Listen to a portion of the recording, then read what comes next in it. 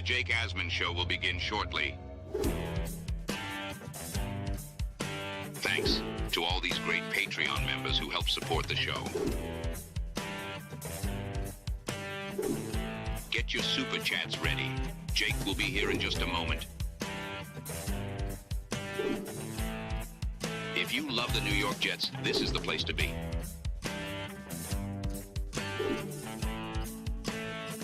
And now, the Jake Asman Show. It's no secret the Jets season has been an unmitigated disaster. What are some of the biggest challenges that now threaten the Jets' future beyond this upcoming season? We'll talk about that and much more. Jets insider, Jets reporter, Jets analyst Robby Sabo joins us in his weekly spot on the show. It's the Jake Asman Show. Let's hit it and get it started. Please subscribe and hit the like button below. Super chat, baby. Cut the line. Now it's time to talk all things New York Jets. It's the Jake Asman Show. Here we go, Jet fans. Welcome in, everybody. Happy Tuesday. We got a lot to talk about in regards to the NYJ. And joining us right now in his weekly spot on the program is the co-founder of JetX, JetsXFactor.com, the great Robby Sabo. Robby, good morning. Happy Tuesday. What's going on? Happy Tuesday. I mean, it was a happy Monday too, I'm sure, right? After that god-awful debacle. I mean, Jake, wins and losses are one thing, but I was extra aggravated during that game because these guys don't play for each other. They play for themselves. It's completely obvious on defense, on offense, everywhere. They don't, the simplest fundamentals, they don't, I want to say they don't care about.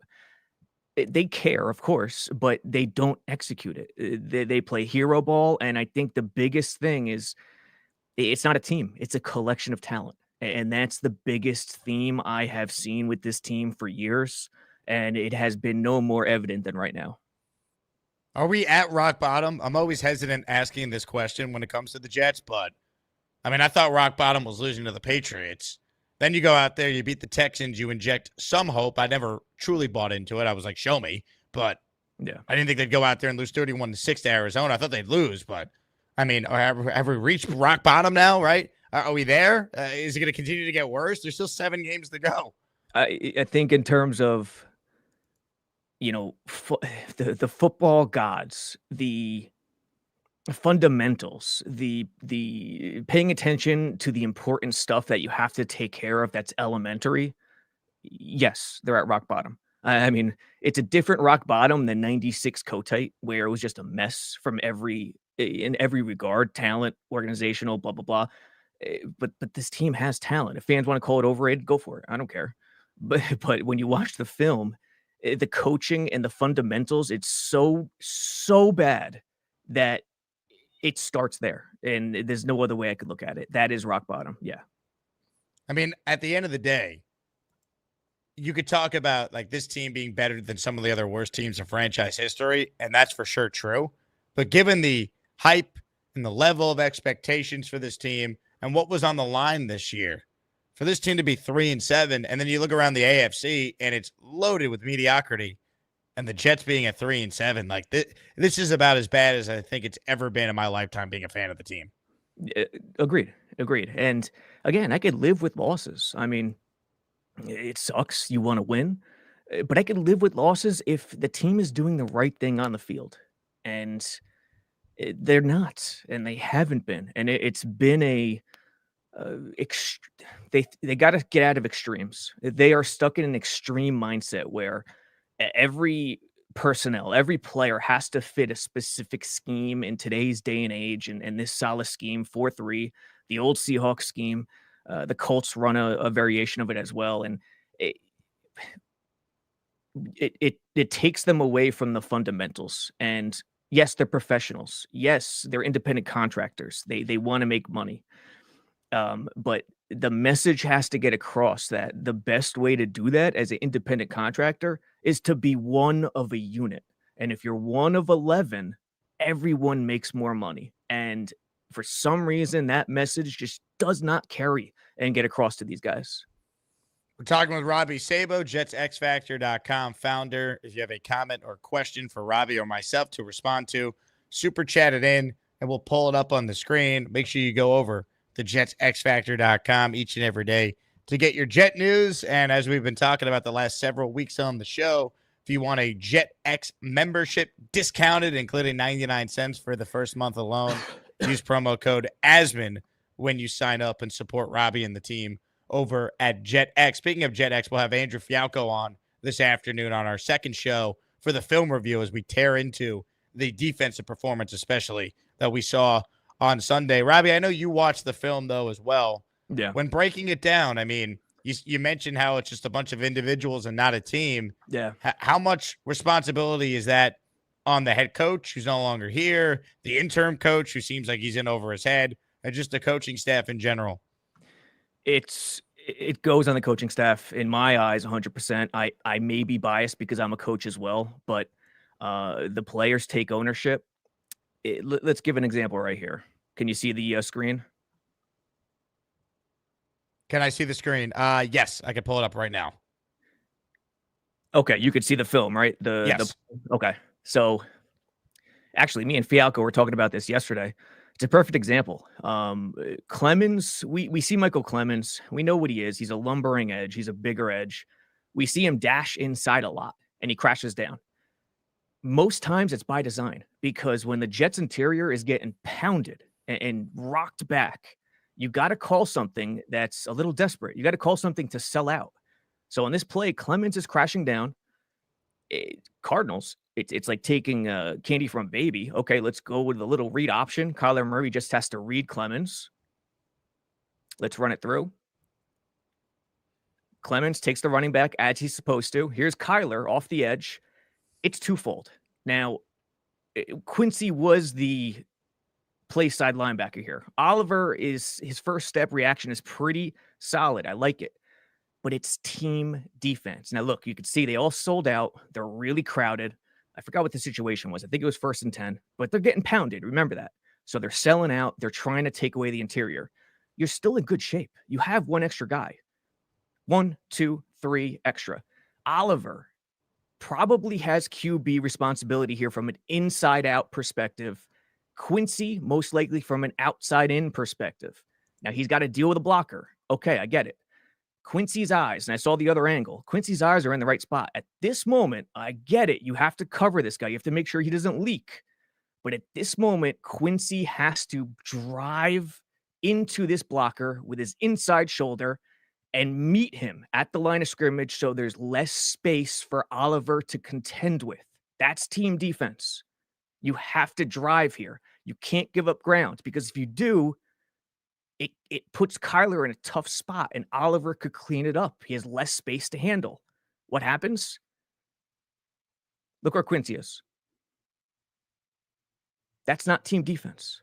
That's playing hero ball. That's trying to make a play by yourself. And because you get driven back and you're not proactive and you don't put your inside shoulder into that blocker, keep your outside shoulder free, Kyler has all space in the world. Oliver can't make the tackle inside out. Quincy dives. It happens on every play. This is the stuff I'm talking about. And I just don't, it drives me insane.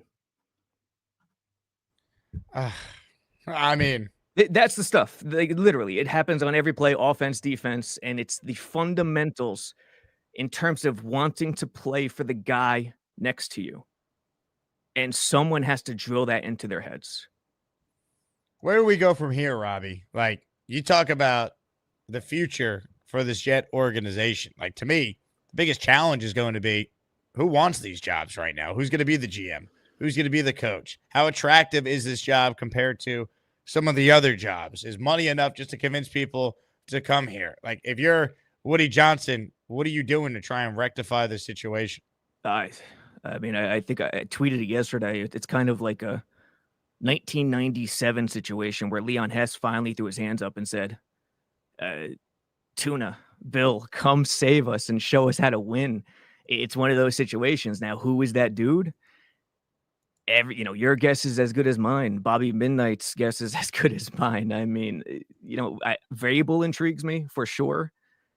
Ben Johnson, of course, but I think yeah, coaching's important, but it has to go deeper than that. Who is going to be the guy who runs the ship?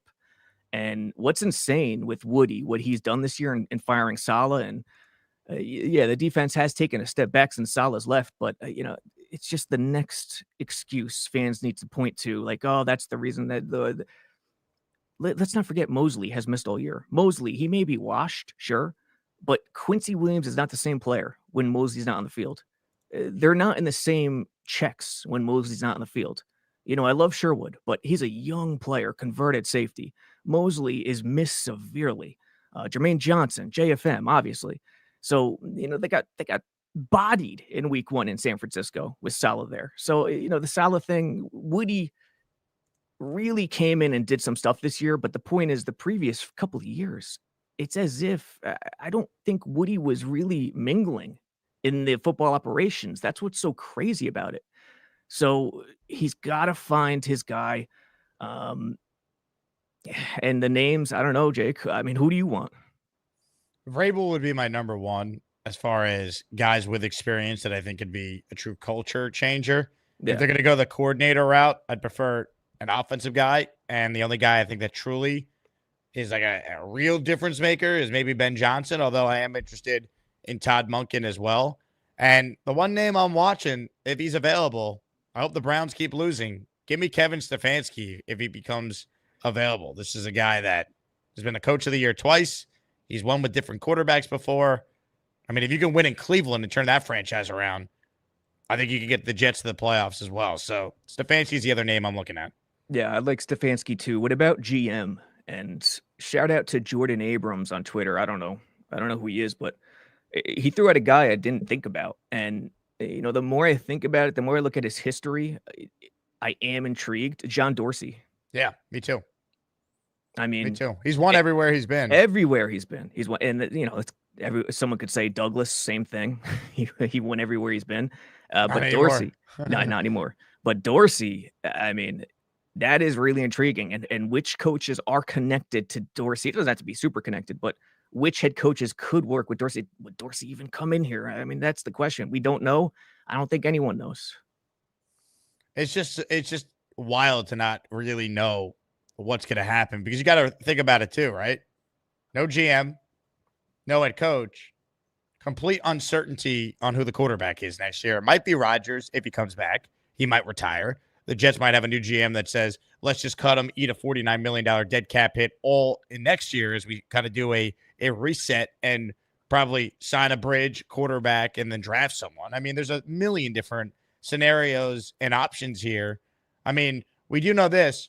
These are probably two of the most important hires the Jets will ever make because this team has missed the playoffs for 14 years and counting, assuming they don't go on this miracle run at 3-7 this year. Yeah. And this was supposed to be the year you break through, and it's the worst possible scenario where you're starting over at the most important positions, essentially, with your organization. So, like this offseason, I feel like we say it every year, but it truly is one of the most important off seasons in the history of this franchise. It really is, and it's gotten to the point where I don't even yes, I mean, there's guys I want to keep, but I don't even care about single players, like who stays, who goes. Right. The only thing I care about is who is that guy who's going to run the freaking ship, and it's just so ridiculous. I mean, I don't know. It is mind-boggling to me how they can come out into Arizona and put up that effort that just spits in the face of football. Ladies and gentlemen, your comments, your questions, your super chats, they cut the line. We're going to quickly pause because today's Jake Asman show is presented by The Perfect Gene. Trust me, you'll never go back to your Levi's after you try these. The Perfect Gene is known for its unique denim fabric that stretches for comfort when you're on the go. I want to feel comfortable in my jeans. The Perfect Gene provides a size for everyone. You can literally choose the color, style, and size. It doesn't get any easier than buying these jeans. Do yourself a favor and stop wasting money on jeans that you'll stop wearing after one wash. Get the Perfect Gene.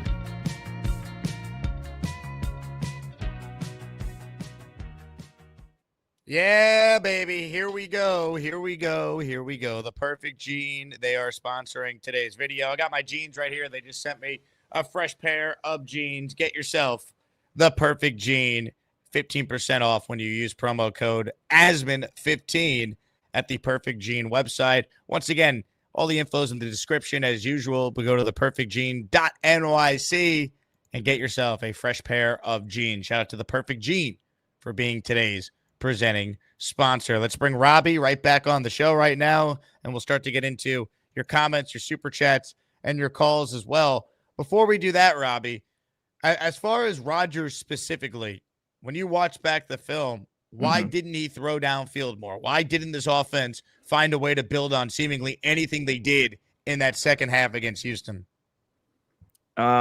Because Arizona made adjustments and the Jets were so deflated emotionally that it carried over to the offense. I mean, early in this game against Arizona, they were moving the ball just as well as Arizona was. They just couldn't capitalize in the red zone, which is a big issue. And once Arizona made an adjustment to play a little more relaxed, play a little more too deep, combined with the defense just getting bullied, the emotions and the ball just got deflated and they couldn't do anything. That's pretty much what I saw. I've been focused on the defense, but from a offensive perspective, that's what I saw. I mean, look at this defensive play right here, Jake. I think it's up on the screen. Yep. Second drive. Standard 4-3, you know, Reddick's in the wide 9, other edge. Who is that? I don't even know who that is not wide 9, but look at Kinlaw here. Okay. 2-eye. He's in a 2-eye, 3 tech. I think that's Quinn. I'm not sure, but watch Kinlaw.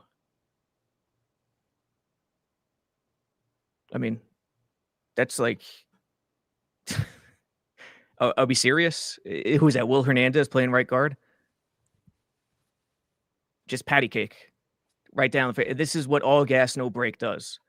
Because if you're too extreme in one scheme, you're go, go, go. Your attack gaps, you're go, go, go. Be reckless. Hit the guy hard. Go crazy. And it leads to not playing the situation, not being in tune to a balanced approach where sometimes you want to stand them up. You're not going to two-gap it in this scheme, but you want to stand them up and start to feel for the misdirection plays, like the traps, the counters, the power. Run it anything. full, Robby. Play the whole thing in full so people get a good idea. Okay, let's start from the start. It's Kinlaw whiff. Sherwood tries to do the right thing, but he's undersized, and that's a major issue. Reddick squeezes it. Reddick's job is to take it with the inside shoulder, hold ground, and cut off space so there's less space for the linebackers to fill. Let's see Reddick on the left side. Meet him. Meet him.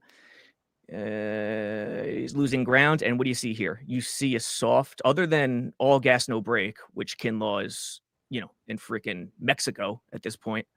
You see a D-line and a linebacker crew that just gets blown off the ball.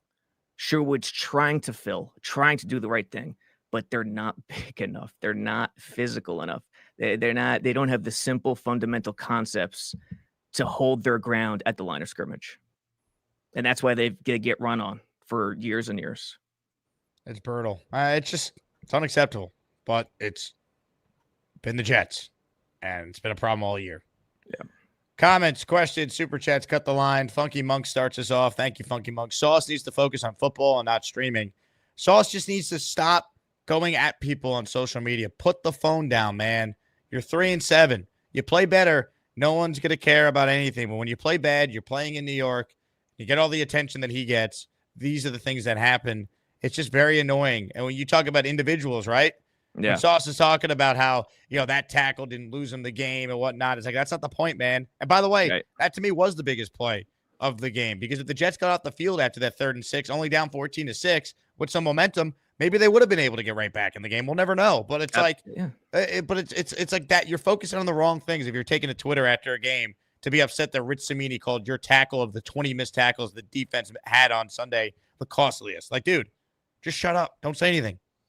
Yeah, he needs a reset. Sauce needs every human needs a reset at one point, and Sauce needs a reset.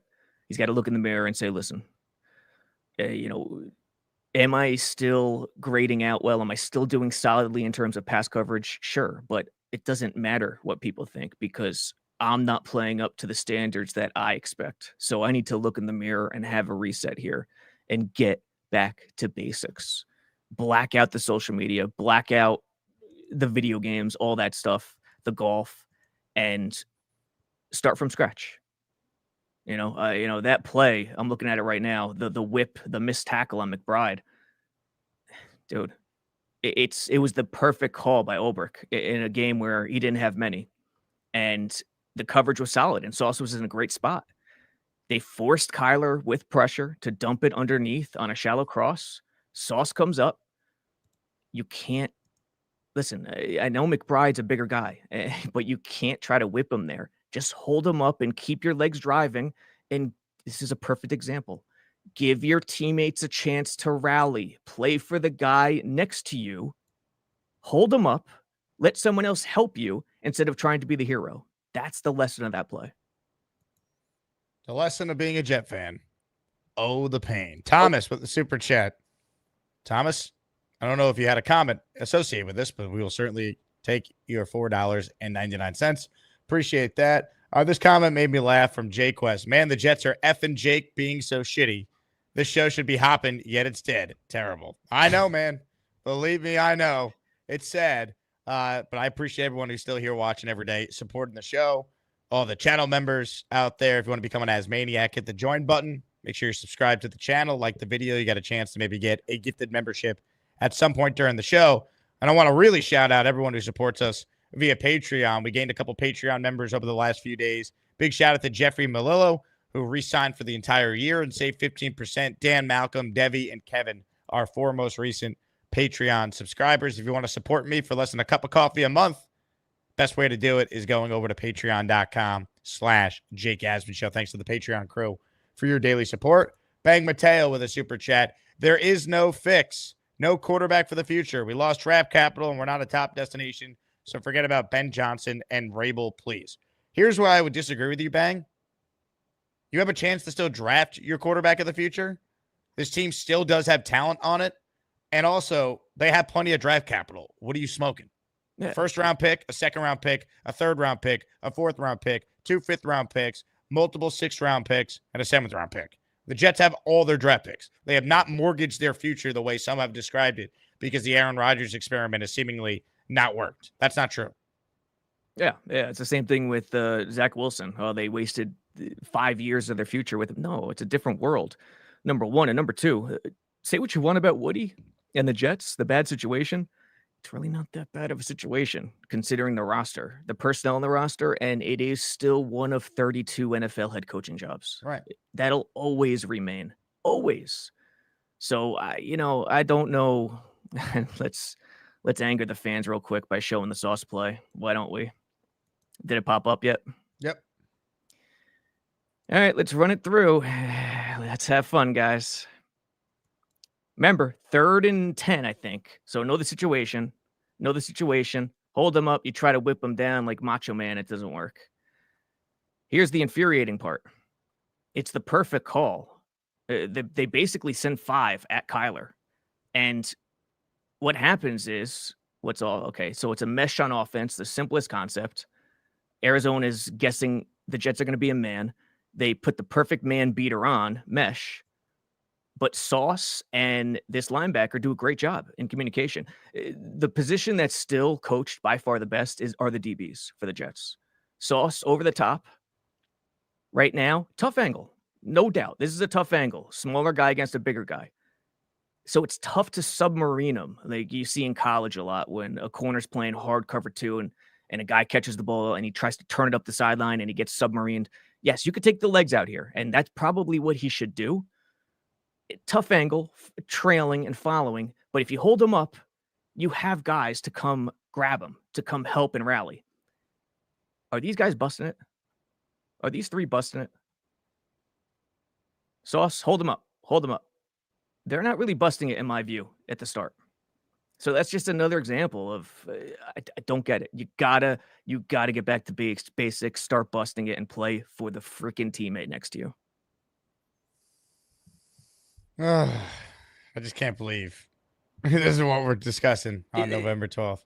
Dude, there's no shame in getting back to basics and thinking about the stuff you learned in Pop Warner, honestly.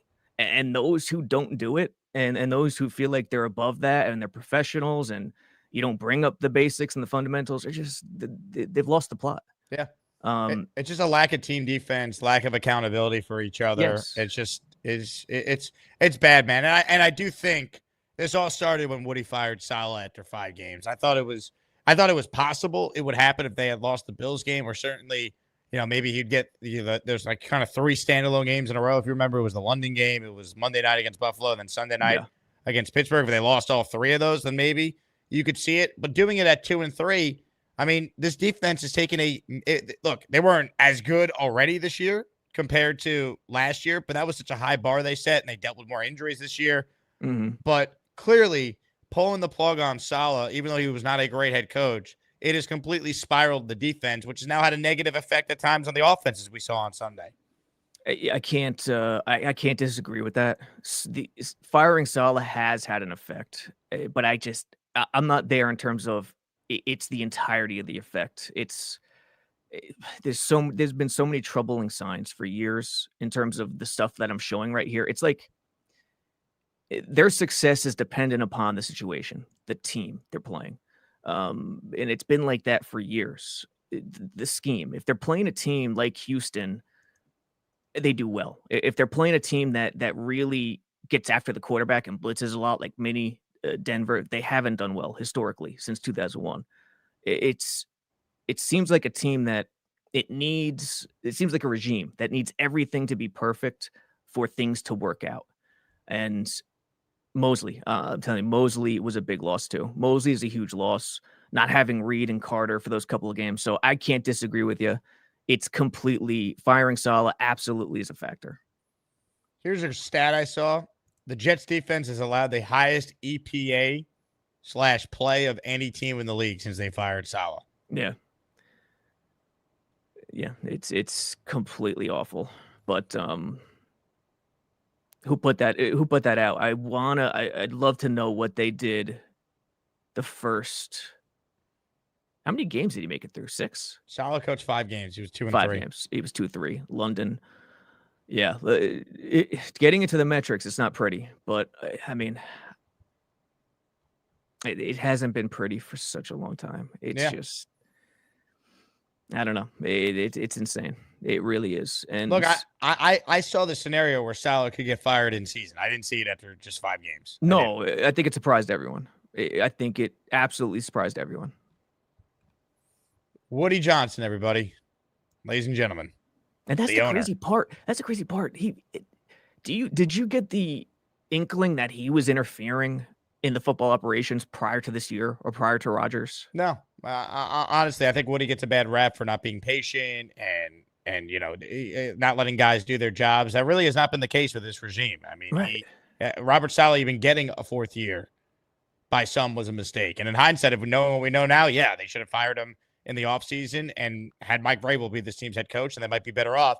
But really, if you think about it, this whole Aaron Rodgers experiment, it went up in flames 4 plays in last year because it got everyone a mulligan going into this year. And if last year happened with Rodgers playing and the team not being good, there would have been time to still rectify it with a better coaching staff going into this year.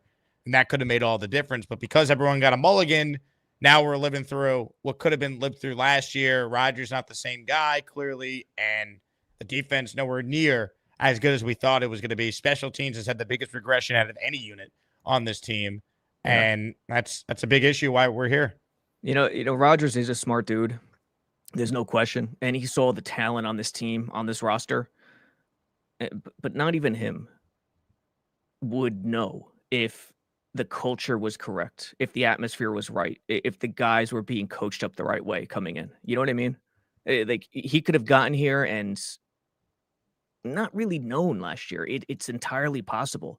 And for as smart as Rodgers is, he's doubly confident in that everything's going to work out and he's going to make everything work out. So, I think he has at some point had tremendous buyer's remorse in buying in, but Jets fans don't want to hear it because he hasn't held up his end of the bargain, no doubt. Alfredo, say whatever you want about Saleh. He deserved more than 5 games with Rodgers. Yeah, I mean, the other thing is, too, if you were going to fire him, Shouldn't you have just waited till after the Bills game because you have had success against that team with Salo as the coach the last 2 years? Like, I was surprised that they did it.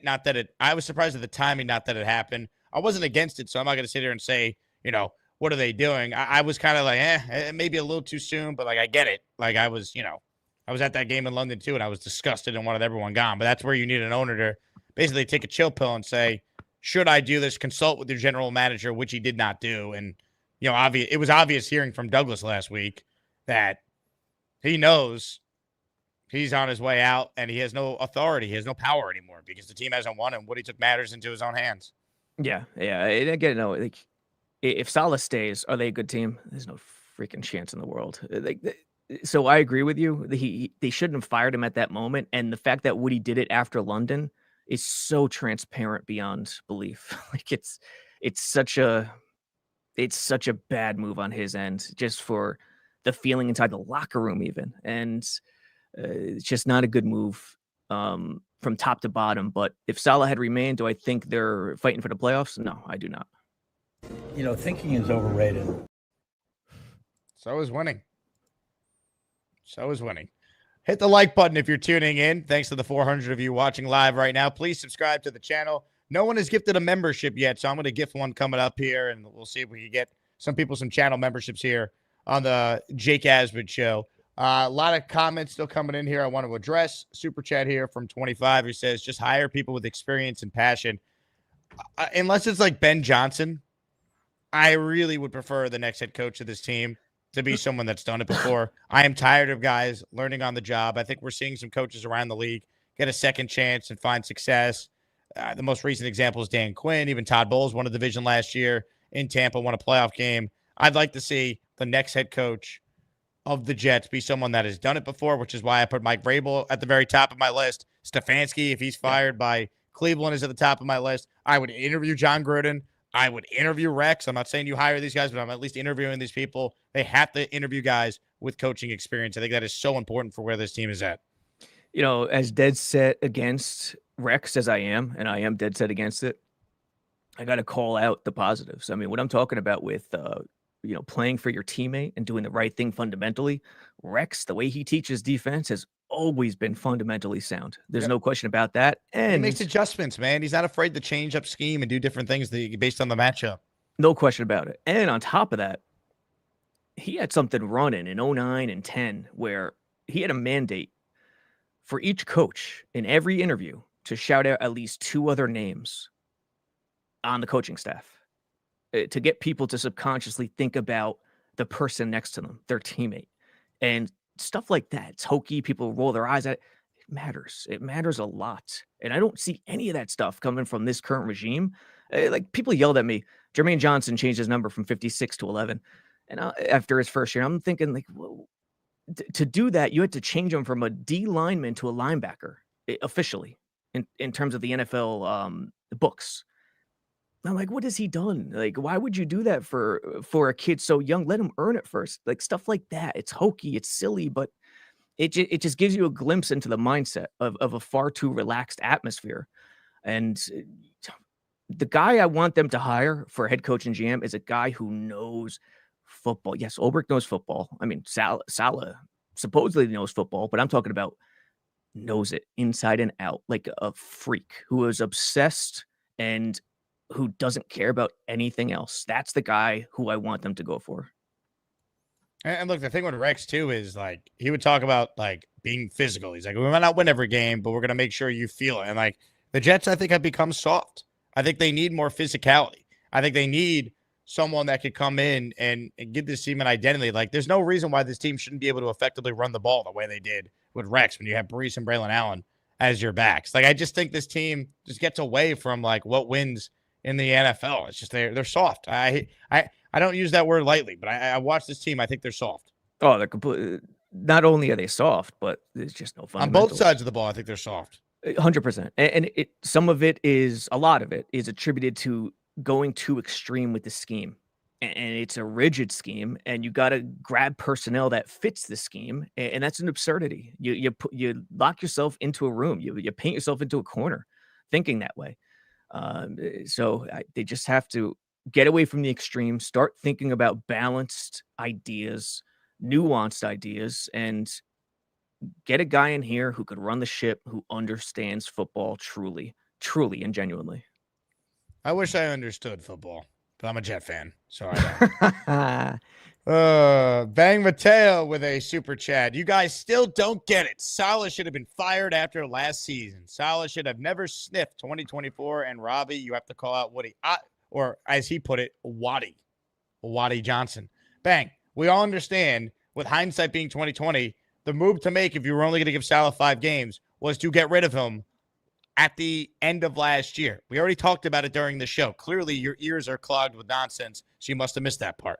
But the thing that we're discussing is, if you were going into the year with Salah as the coach, you couldn't fire him after 5 games. You had to give him a little more leeway after a 2-1 start. You know, like in hindsight, he should have got the Bills game and the Steelers game, and if they lost both, then he should have been gone. Because at that point, you have no choice. The fact that they didn't wait until after those games and did it at 2-3 before you play the Bills, that is the mistake in hindsight. Obviously, if they could do it over, I think Woody wouldn't have made the move. But it is what it is. It happened, and now we're talking about the future of the team going forward.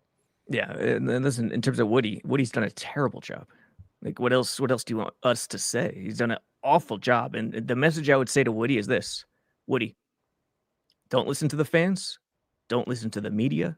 Don't listen to anybody. What you need to do is find new people to surround yourself, new advisors that truly understand the game and truly could point you in the right direction. That's the greatest advice I can give to Woody right now. Pick outside the box people, ideas, to find those people to surround yourself with that you could trust, because I don't think you're surrounding yourself with the right people right now. Jets Chaos writes in, we need to hire a new GM first and foremost, then they find the coaching staff. Your thoughts on that, Robby? I mean, the process of GM, coach, order of hiring each, reporting structure. Yeah. It depends on who the person is. I mean, if you're going to tell me we can get, what's his name in Detroit? Dorsey. If we can get Dorsey and bring him in here and he wants the job, hire him in a heartbeat and let him make the decision. Absolutely. But if no legit GM shows face and you could hire no legit GM, then you gotta do something different. You gotta maybe point to the head coach. If that, it's all about the individual. Whoever the individual is that really stands out and wants the job, you got to go with that person. John Dorsey would make a lot of sense. Been a GM twice. He's currently with the Lions as a senior personnel executive.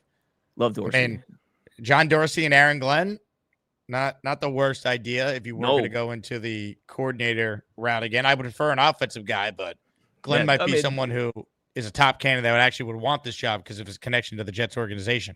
Yeah, Dorsey and Ben Johnson.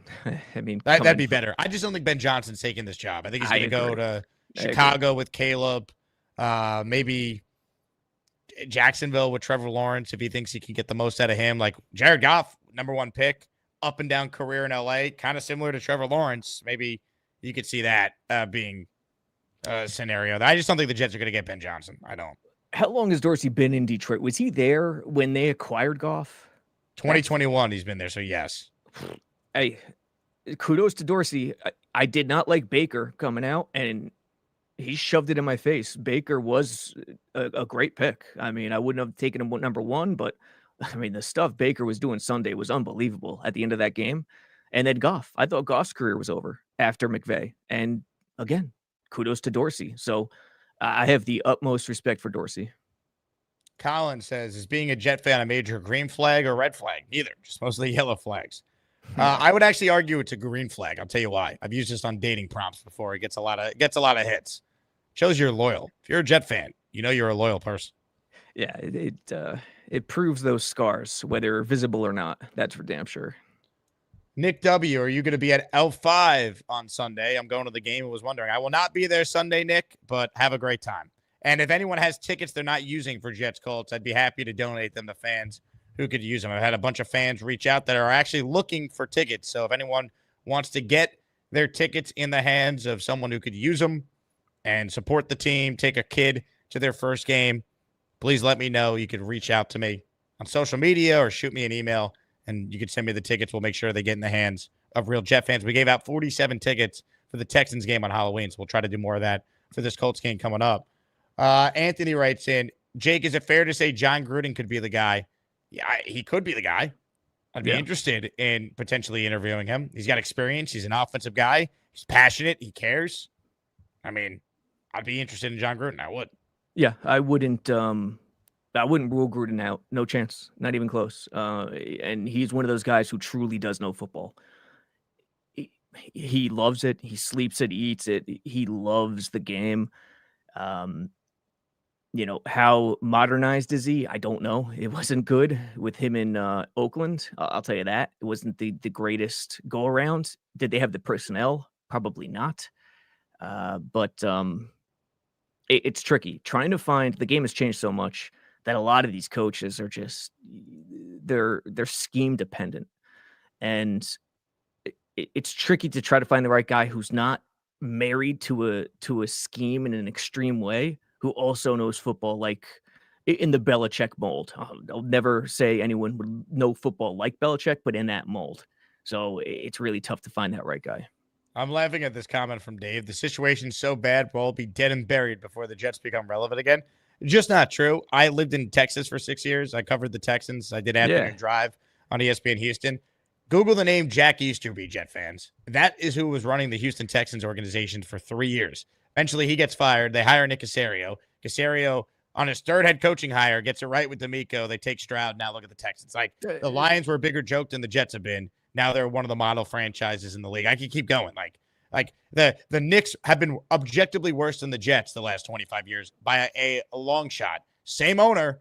That owner actually just finally hired the right people. It all comes down to that. You got to hope that Woody can finally get it right, because he hasn't gotten it right in a long time, and that's the biggest difference. Yeah, and listen, I agreed with what Joe Douglas was doing. I thought his process was right, and I still think it was right. I just think he got it wrong on the coaching. I think he got it wrong on the coaching.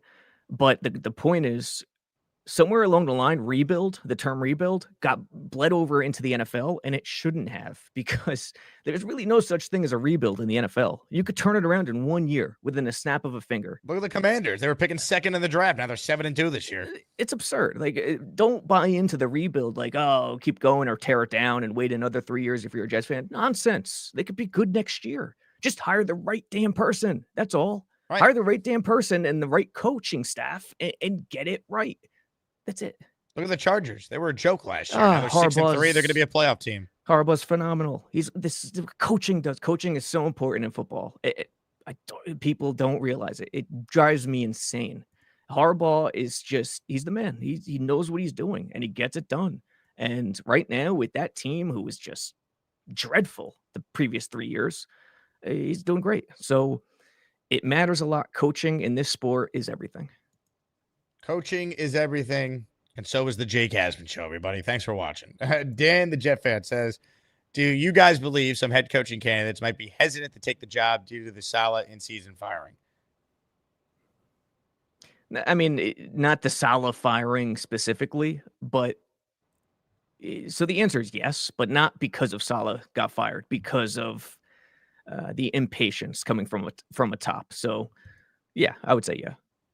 Charles Barkley's watching the show. What's up, Chuck? The Knicks have been to the playoffs more than the Jets in the last 25 years. Objectively, the Jets aren't better. That's just not true.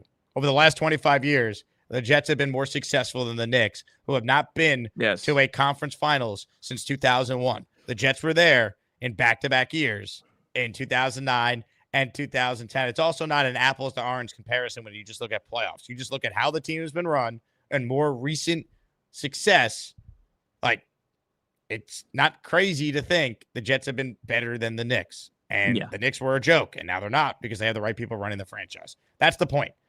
The point is, you could have a bad owner. James Dolan has been a bad owner, yet no one's complaining about Dolan right now. Gee, I wonder why. It's the same thing with Woody. When everyone's like, sell the team. Like, yeah, if we could press a button and Woody could sell, we all would press it. Doesn't work that way. So now you have to hope that Woody hires the right people and can turn this franchise around.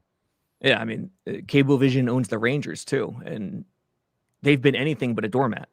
I mean, in the same run, the Knicks have been awful over 2 decades. I mean, dude, I was born in 82.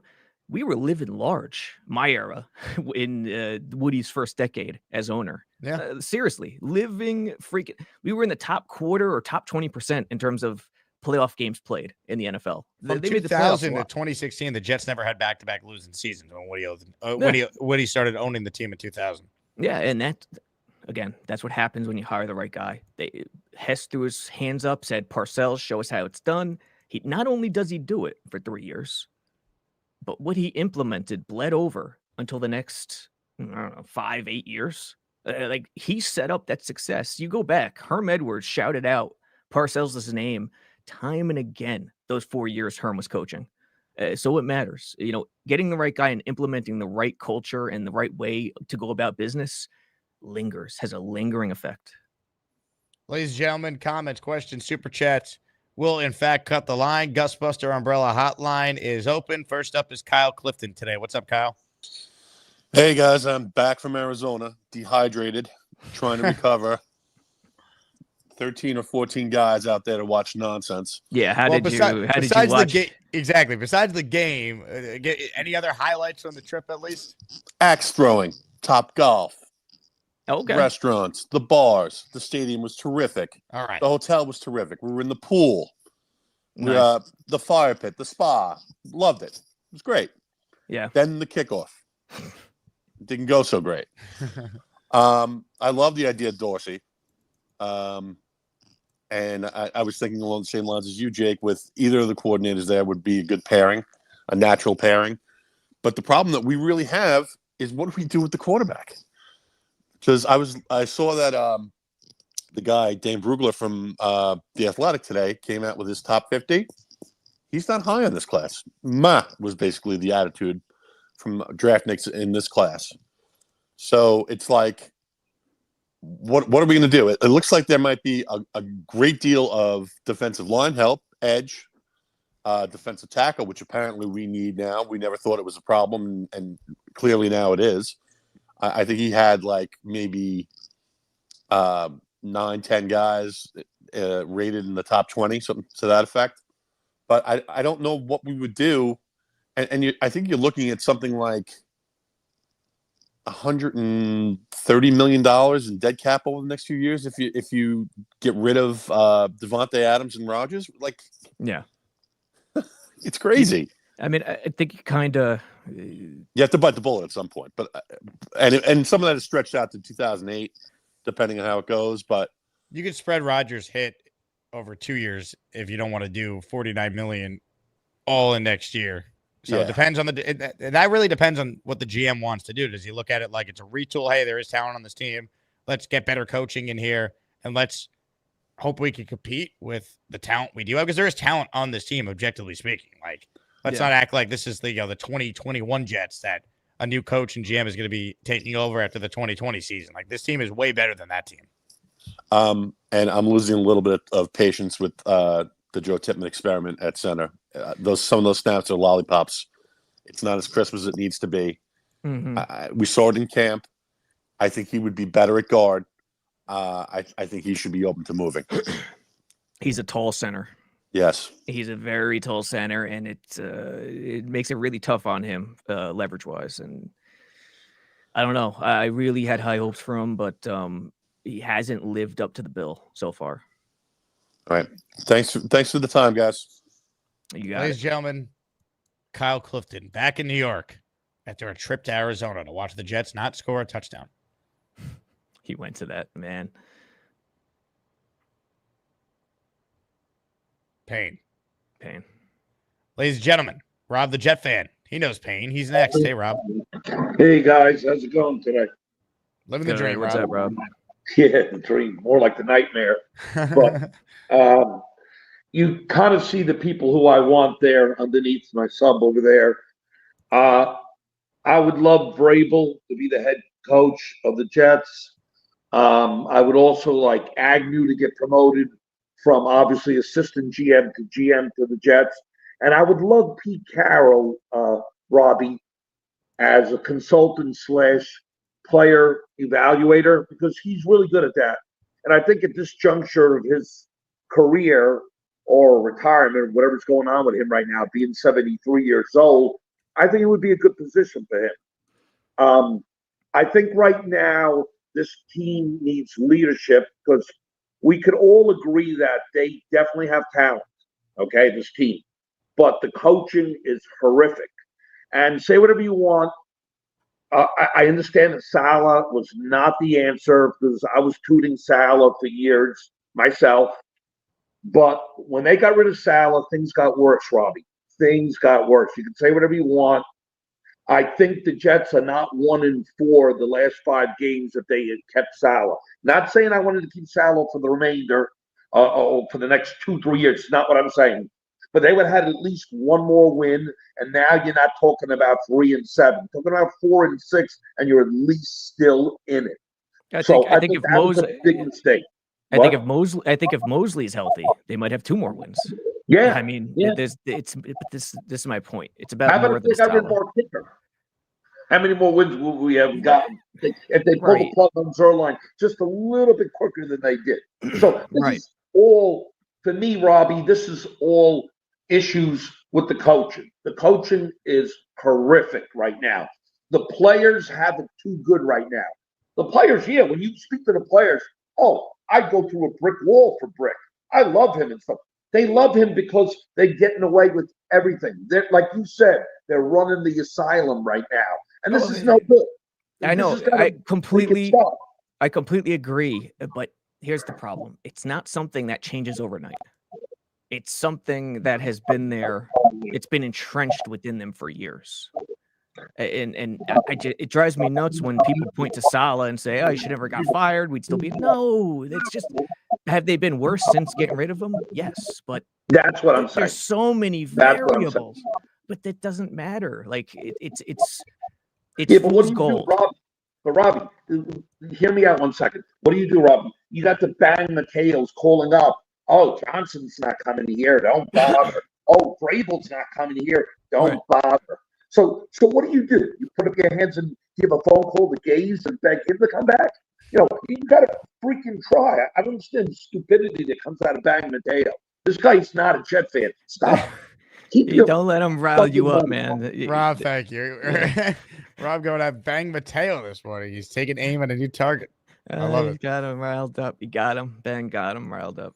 Bang Mateo, one of the woats to ever do it, man. Incredible. Yeah. Omari with a super chat. Richard Sherman did a podcast with Sauce, and they spoke about Sherman teaching Sauce how to tackle, wrap the legs, and we make that play. Yeah, it's submarine. Listen, it's like I said, it was a tougher angle to submarine him there, because when you submarine a guy, you want to kind of peel. You want to do it when the guy's turning, when he's not expecting it, trailing from behind. It's tougher, but he could have absolutely tried to take out the legs, or at the very least, just hold him up. Wrap him up. You have him wrapped. Keep your legs driving and wait for the cavalry. That's all. It's a selfish hero play to try to do it yourself. Period. Omari writes in, are they still in it for the 7th or 6th seed? I mean, technically, yes, but at 3-7, based on what you have seen, does anyone expect the Jets to be capable of stringing together the amount of wins they would need to put together in a row to get back into it? No. So, no chance. Like, would I love to be wrong about this? Yeah, but I thought they were going to lose Sunday, and I put no stock in the win over the Texans because we've seen this too many times. And here's what I can see happening now. If you really want to dig deep, I think they're going to win on Sunday. I think they will beat the Colts. And then they'll lose to Seattle with extra time off the bye week, because I've seen this too many times as well. Listen, I'm usually the last guy to say never. I'm always usually optimistic. You could turn it around. We can get things going. So I'm usually the last guy to say never. There will be teams that make it at 9-8, for sure. So they can still make it at 9-8. But I hope after I say this, they shove it in my face, do something miraculous, and they play this loop over and over to shove it in my face. They have no chance to make the playoffs. There it is. No chance. So you're telling me there's a chance. If what they put on the field, the effort, the fundamentals in terms of being selfish, they have no chance. That's what I saw in terms of what I saw from Arizona. Just despicable football. Ladies and gentlemen, Alex in DC is next. Good to hear from you, Alex. Where you been, man? Jake, I watch. I haven't gone anywhere, but dude, I just emotionally, I can't give them my money, my emotion, no nothing, man. I used to say, man, Jake, like, he's been doing this sports thing. He's pretty young. Like, man, I wish I would have went into that when I was his age, or, like envious of, like, your career and what you're doing.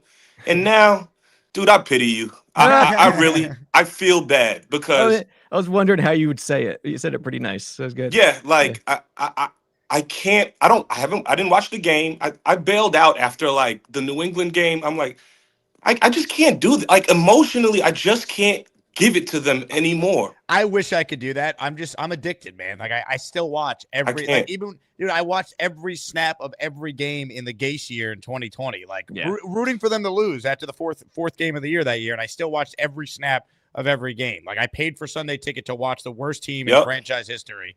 And like I'm addicted, man. At least I can make a living doing it. That's the only thing. Yeah, well, good for you, man. But I'm a fan, obviously, but I I don't know. What bothers me where we sit today is that I don't know how we fix this, and that's what's concerning. It's not a deep quarterback class. What great coach would want this job? I don't think a Ben Johnson would want it, because he's going to have 5 or 6 other teams to choose from. So that's basically it, man. I don't really have a necessary point to make. Not where we sit today. Season's over. It sucks. I'm back on Tankathon in October and November, like the annual ritual. So it is what it is, man. But JetX has the tank standings as well. They're firmly entrenched at JetX now. Yeah, I would just say I think we have to go quarterback in the draft. But we'll see where we fit, where we finish. It's not too many I like after Shador and Cam Ward, but it is what it is, man. Good luck to you guys. Appreciate all your work. Keep it up. Alex, hang in there, man. Good to hear from you. Look, as bad as it is, like year to year, we see teams all the time turn it around. So, like, that's what gives you some hope if you're a fan. It's like rebuilds don't take 6 years. Is why it's laughable that it's like, oh, Douglas should come back. It's like, nah, man, he's done some good moves. We can't deny that. There is talent on this team, but he's had 6 years to get this team to the playoffs.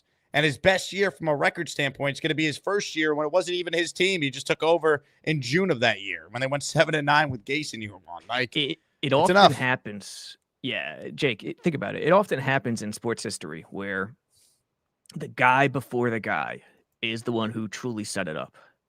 Like the Yankees dynasty in the late 90s. It wasn't Torrey, it was Buck who got those boys rolling. It was Stick Michael. And oftentimes you have to replace the guy who set it up to get to that next level. No one wanted Dan Quinn this past offseason. Washington fans, this point last year, they were in complete disarray. So just like 2 years ago, the Cheesehead game, rookies, Garrett Wilson, Sauce, Zach being that game manager, defense flying around. They were 4-2 after that game. Rodgers on the other side looking at this young team. Jets fans, oh, we've arrived. The future is bright. It's terrible that we're here after that moment, but the point is it could change in a heartbeat. And, it's up to Woody to get that right guy to make a change. Ladies and gentlemen, the Tankathon standings. Here we go. The New York Jets, after the Dolphins win last night on Monday Night Football, are now slotted 8th in the NFL draft. So many bad teams, man. That's the thing. This team is still going to end up picking anywhere from probably like 7 to 12 based on how they finish here. So many bad teams. It's just, look, I already said they have no chance, but I mean, there's so many bad teams that truly anything could happen. But, again, like you said, you're addicted to this team. I am too. But my addiction goes more by the way of coaching points, I guess. And I have never watched a game that made me more mad than this past Sunday in Arizona. Well, that's saying something because Robby Sabo hasn't been mad since spring of '97. For real, when the Knicks lost to the Heat, and PJ Brown flipped Charlie Ward, and I was losing my mind. I was like, "There's a conspiracy in the NBA." David Stern has lost his gun off his rocker. So yeah, very true. Super chat, Ace of Spade. JD delayed backup last year. Kicker hurt his 10. Yeah, I mean, he made the same mistake twice, in my opinion. He was too late to get a quarterback last year, which was egregious. Yeah. And he was far too late to bring in a different kicker to replace Zerline. And you know what's crazy? Only the Jets, they finally have a kicker who didn't miss, hit a long field goal on Sunday, and it's the game that comes in a blowout. Like, it didn't even matter. Yeah. You know, like where was this kicker against Buffalo or against Pittsburgh or against New England? You know, where was this kicker then? And on top of it, he just couldn't help but flirt with those field goal posts either. Like, both field goals were like right over the field goal post, if I'm not mistaken. I went through. Yeah, it went through. They Spencer counted. Schrader. I thought it was going to be Riley Patterson, but no, it was Schrader instead. Yeah, Patterson of what, Detroit and Jacksonville fame, if I remember correctly. That sounds right. Yeah. Robby, you have time for one more call, then I'll stay on for the rest. Let's roll. Ladies and gentlemen, let's say hello to Joseph, who's next. Hey, Joseph. Hello, how you doing? What's up, Joseph? What's up, Joe? Hey, all I gotta say is you guys are. I love the content. That's all. I mean, this is what I look forward to in my season now. It's like, thank you, man. But no, my biggest worry, I guess, is next year. No matter who we get, is since there's a lack of accountability on this team. What happens if we get a Vrabel and he starts giving people accountability? They're gonna start, hating him because they're actually being held accountable. That's my biggest fear.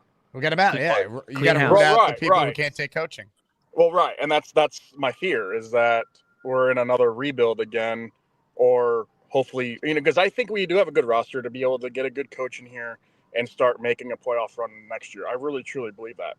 I think the lack of coaching is what the issue is. But if we start having those players now we have to start getting rid of them, which is now hurting our process for next year.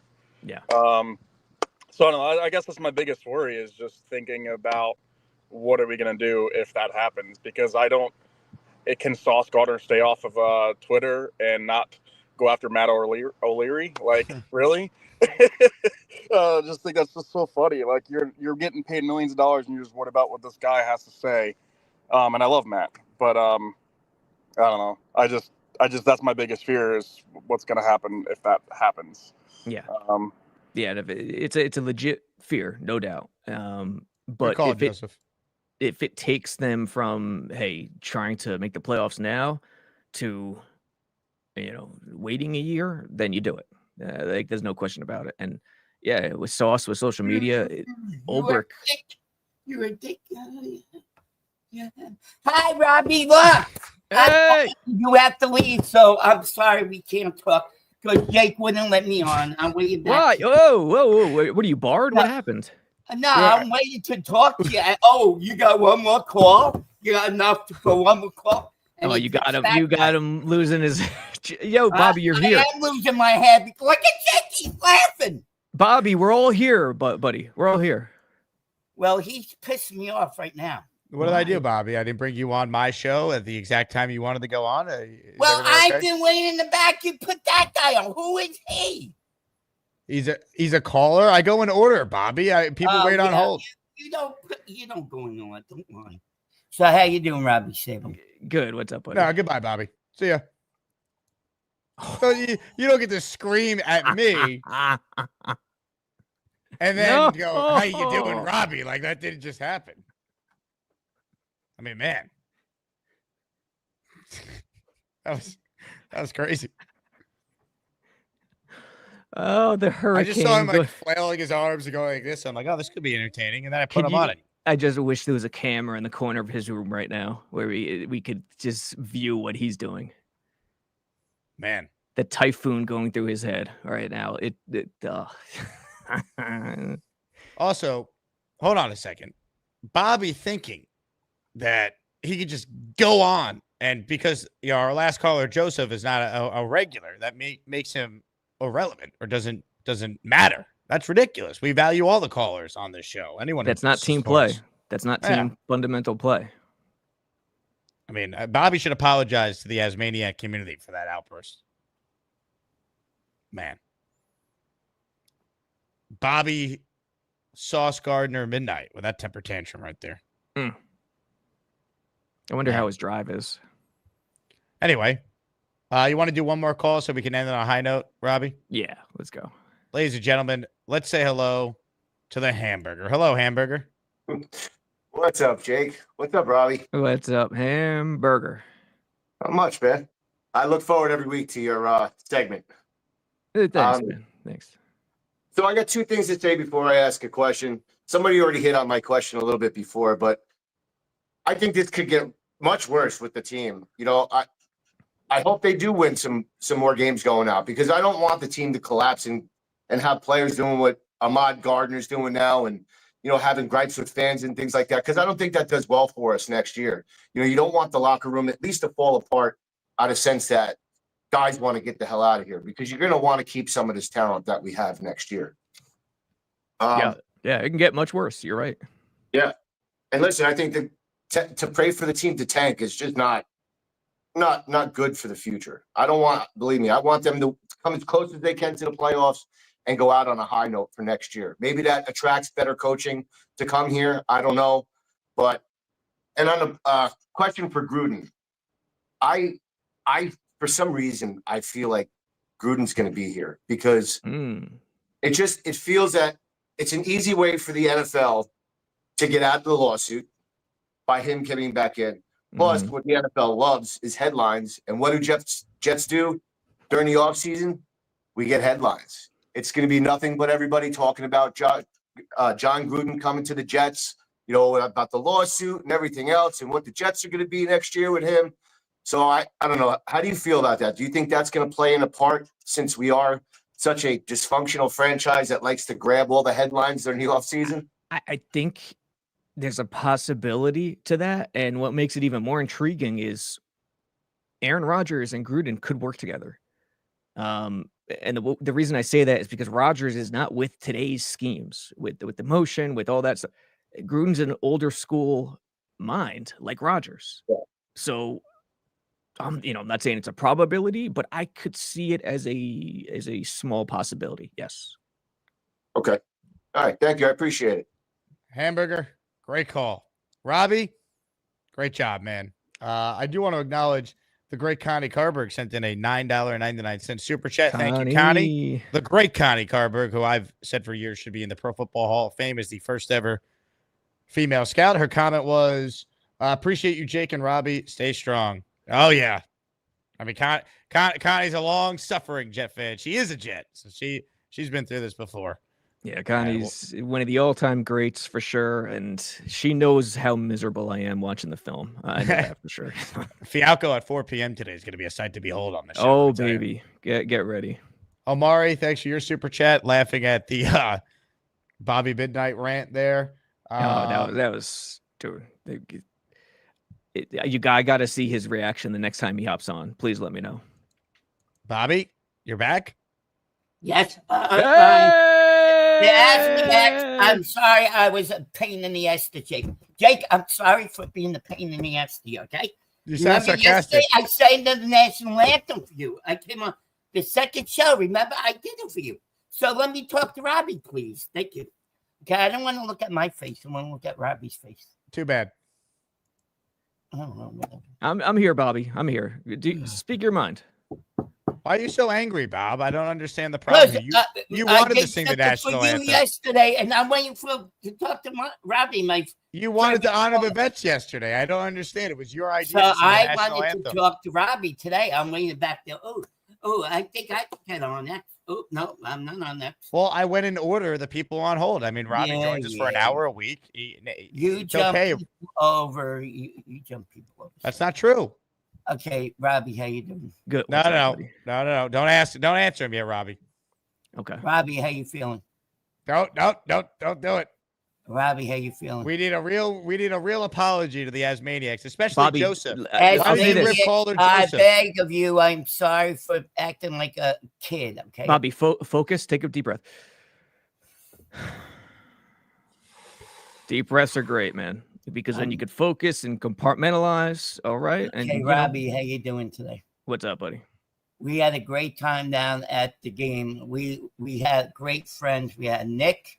We had Nate. We had Robby. We had my brother down there. We had Noel. Oh, Noel. Yeah. He doesn't know who Noel is, Bobby. Well, I've got to explain to her.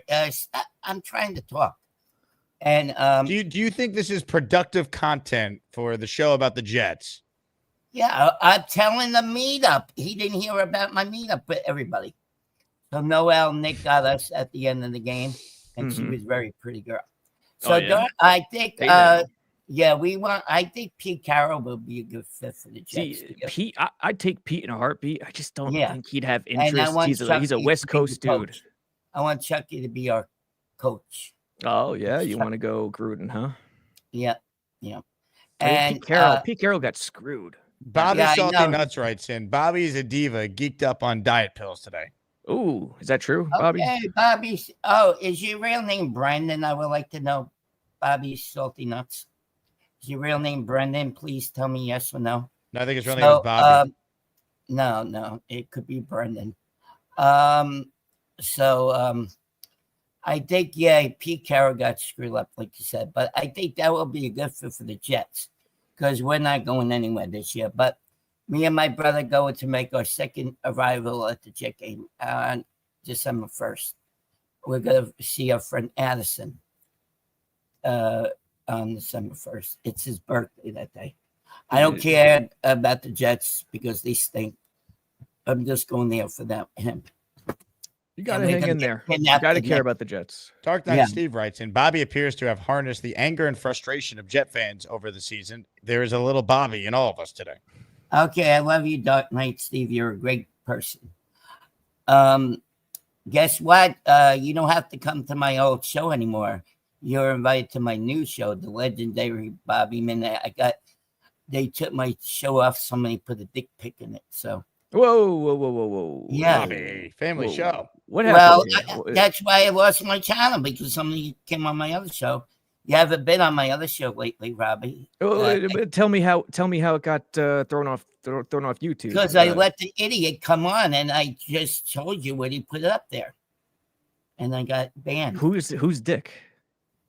He put a dick pic up on the screen. That's how. Oh, not a guy named Dick. Oh. No, well, his probably name is Dick, but he doesn't have one of those. He has another thing that women have. So. I thought you were talking about like a Richard somebody. No. Oh man, that's not good. No, you better see Farraco today. We got to tie that kid to a chair today. He's gonna be flipping out. Andrew Farraco today. Fialco? He's gonna be flipping out today. Did you call him Fracco? Flacco. I can't pronounce his last name, but Andrew, my friend Andrew. Yeah. He's gonna be not happy today. Bobby Salty Nut says, Bobby, what makes you legendary? Bobby Salt, you didn't answer my question. I'm not gonna answer your question until you say, is your name Brendan? So yeah, Bobby, it's always nice to see you. Jake, it's nice to see you always. You too, buddy, and stay away from. I'm sorry, I acted like a kid this morning. I just like to talk to the great Robby Sabo. Stay away from Richards from now on. So please, you're invited to my new channel, the legendary Bobby Midnight. Yeah, you didn't show up to the old one. And so be protective. Hey, be protective of your link. You can't let anyone on. There's a lot of shenanigans. Come on. You promised to come on the other one. It's gone. Now you're going to come on the new one. Okay, but with the new show, don't I know. Throw out the link to anyone. Don't just be protective of it. I'm not going to let anybody on that I don't know. All right, let me know, okay? Yeah, well, you could come on anytime you want. Oh, I'm doing another Zoom meeting. Oh, farts, Jake's going live. Gotta end my friggin' stream. I'm Bobby. Some fireworks on today's show.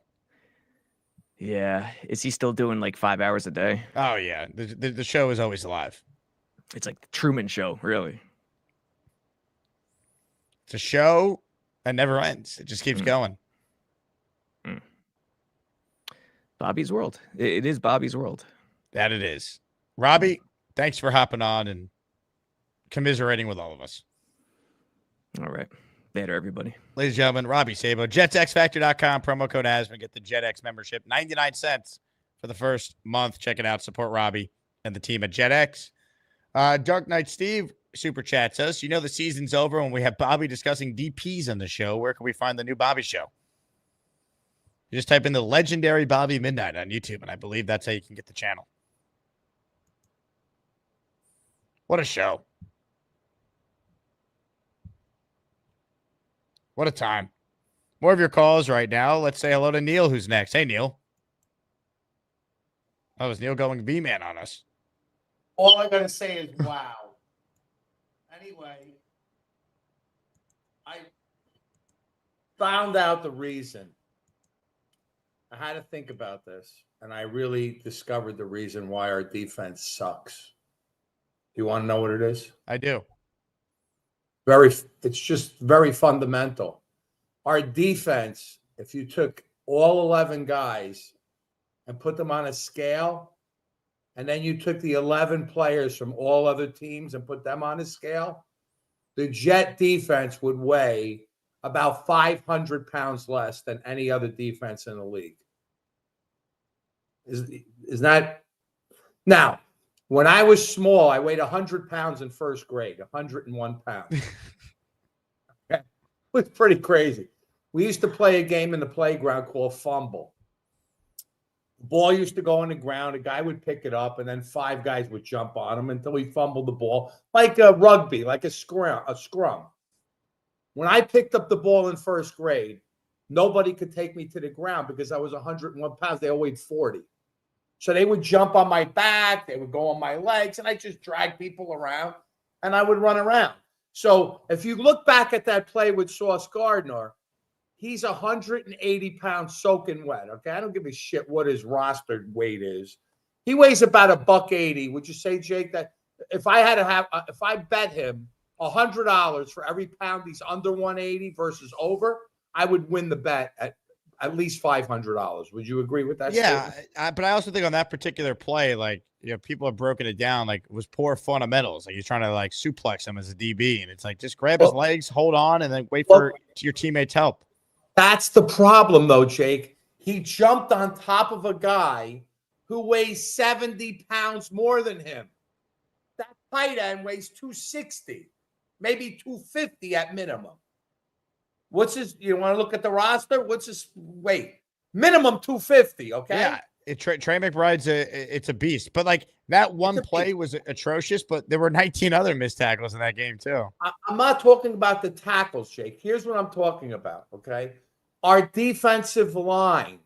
When you get past Kinlaw and Quinton, who are on the field only about 60% of the time. When you put the rest of the players in to replace them, they are undersized. You get it? Undersized, 290, 280. I'm looking at the Colts defensive line. Grover, 315. Bruckner is 325. He's 6'7". Okay, they got another guy, 6'7", 325. That's a defensive line, Jake. We have guys that weigh 290 pounds. That's not a defensive line that's going to hold up 1 or 2 offensive linemen to allow the linebackers to scrape and make plays. Then when you get to our second level, you're facing guys that are big safeties. Quincy Williams is a big safety. Sherwood weighs 215, 220, okay? Most safeties in the league weigh 220 on other teams. Pete Carroll, remember the Legion of Boom? Legion of Boom, right? His whole secondary weighed over 220 pounds. We have nobody with size, with weight, and we're getting pushed around. If you look at the tape, they're getting to the second level. Sherwood and Quincy Williams can't tackle anybody because they're getting enveloped by 320-pound linemen. Right?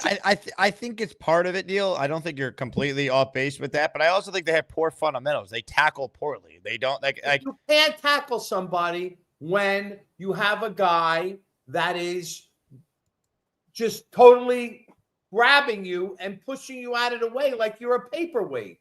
These guys are grabbing our guys and pushing them 10 yards downfield because they're too effing light. They're not in the right spot.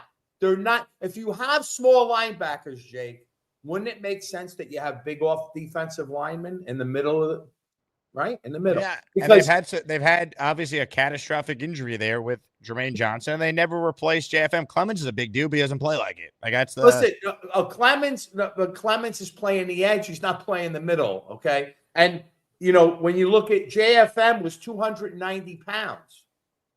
Okay, what's his name? Quentin Jefferson. He was a 290-pound man, right, Jake? Okay, here's the question I have for you. Solomon Thomas weighs about 280 pounds. Okay? Yeah, the guy is not big. They need to get bigger, but it also doesn't excuse their poor fundamentals as a tackling team. Like they just and it feels like they're just playing for themselves and not playing like a team. And Robby showed some film. We'll go through it with Fialco later. Like it just they haven't been coached well there, and it's a real problem. And I think it's affected the entire team. Like there's just a lack of energy and urgency. You get energy, your defense leads the way. They fire you up, and like it was demoralizing to watch Kyler Murray on the opening drive go 70 yards right down the field. Yeah. Now, one thing I will say. Now look at Connor. Right, Connor weighs about 240. Okay, and he's chugging down the field, and guys are not trying to dive at his. Like I said, knees are below. Submarine. If Sauce Gardner runs through the tight end at his legs, runs through him, he's faster. Right. He's fast. He had an angle. Just run through the front of his legs. Keep running, and he's going to trip over your legs and fall down. That's just a simple tackle. However, back to this weight issue. Okay. Again, I don't think that we have enough in the middle. We have nobody, no fatties, no in the middle guys that can take up blockers to allow our linebackers to properly scrape and get into the backfield and make tackles. And our corners are all light. Okay. CJ is 180. Sauce is 180. Okay. The kid, the Green Goblin, he's 180. Maybe he's 200 soaking wet. Okay. The other safety, what's his name? 22. He's 120 and 190 pounds. Nobody on the team has size. They gotta get. I agree, but there's nothing they can do now about it. This is a problem for the next. No, I get it, but that's how I'm going to justify, because you want to say it's the play calling. What did Robby say on that play that Sauce made? They made a great call on 3rd and 7. It was a great call. They did the right thing. They had a guy in position. He caught it under, and what happened? There was two things that happened on the play that I noticed. One is nobody was running to the ball with any kind of urgency, right, Jake? I mean, if you look at the back end of that play, it was half-assed. Everybody was kind of running, but they were running at an angle to push the tight end out of bounds. They weren't running to the ball to stop it from that 3rd and 7 being at 4th and 2. They were running to the pylon, 2 yards beyond the pylon, and they were doing this shit. Push the guy out of bounds. And let's get into the next play, because I don't want to hurt myself submarining a guy that weighs 260 pounds that's running at me. That goes with size.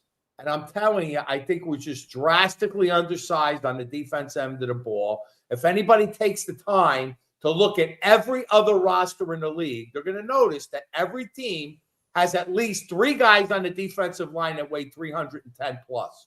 We have nobody. We have Leaky Fatu.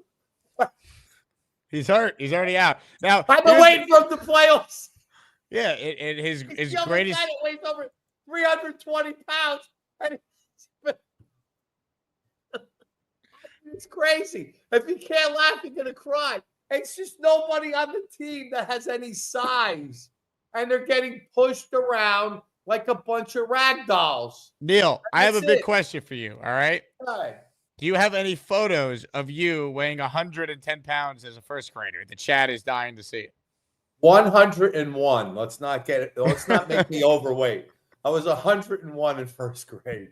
It's scary. It was incredible. I just had a crazy growth spurt very early in life. I was a big kid. Nobody screwed with me until the 6th grade. The 6th grade, we had a kid come in, Scott Truesdale was a tall kid. and he came into the 6th grade. I had a small school, my elementary school was very small. And, I was like the big kid that nobody screwed with. And guys would try to take me on, and, but there had to be 2 or 3 of them. And Scott Truesdale came in the 6th grade, and he was a big kid. And he wanted to tangle with me, and I ended up putting him in the Christmas tree in the back of the schoolroom. And I put a light on his nose after I barreled him into the Christmas tree. So I was a kind of a bully. But then what happened is in the 7th grade, when I came back in middle school, I was the smallest kid because everybody had a growth spurt. So that's how I learned how to bullshit my way through life, because I had to, I had to change the tune from being a bully to not get bullied. Okay, so that was my thing, which I'm sure is more entertaining than talking about the Jets. It's really depressing, huh, Jake? It's just Are really you going bad. Sunday, Neil? Are you back? Yes, I'm going to go Sunday. All right. Well, you didn't go to the Halloween game, so I was wondering. No, I didn't go because it was Halloween. It was really, a reason not to go. I might take my grandson, and I don't know. I'm going to take my grandson, my son. We're going to go there and make a little barbecue. What's the weather supposed to be like Sunday? Is it going to be decent at least? I heard it's supposed to be nice as of now, but I haven't checked. All right. Yeah, so I'll go to the game. And my expectations are that, like you said, we're going to win a few games. This Colt game is a game we could possibly win. They should win. They're a favorite again, by the way. 3.5-point favorite. Okay, well, here's what's going. Let me just give everybody the post game before we even start, okay? So we're going to go in there, and we're going to get a lead in this game by halftime, and we're going to bully up Flacco because he's a statue in the background. But let's just figure he's a statue. And then the second half, he's going to be really bruised and battered. And then they're going to bring Richardson in, who's a 6'4", 240-pound quarterback. And with Richardson and Taylor, if I was the coach of the Colts, I would not play Flacco. I would put Richardson in for the entire game and just run and do dump passes to the tight end and run the ball, and they would kill us.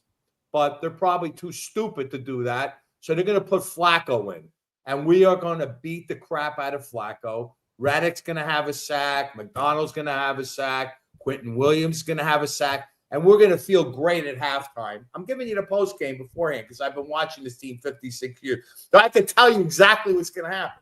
Then halftime's going to occur, and out is going to come Richardson, and he's going to start doing a little RPO, and he's going to run for 10. Then he's going to do a dump pass for 20, and they're going to score 1 touchdown.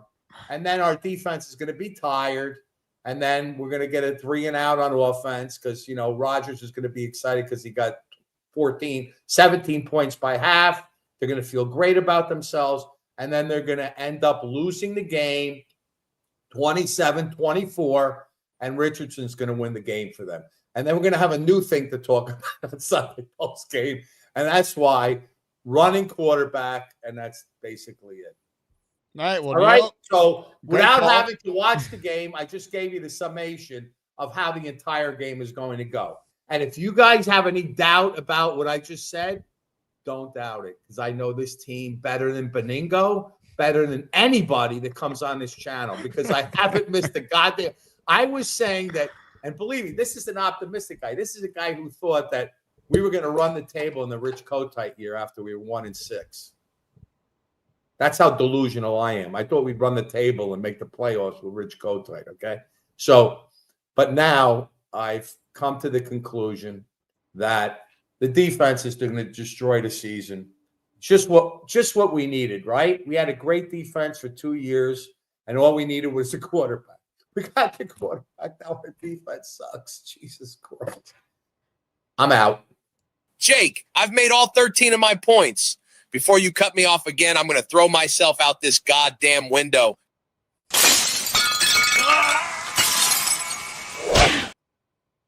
The chat roasting Neil. I love it. Where can we bet Neil wrong? Neil, you were 0-20 in predictions.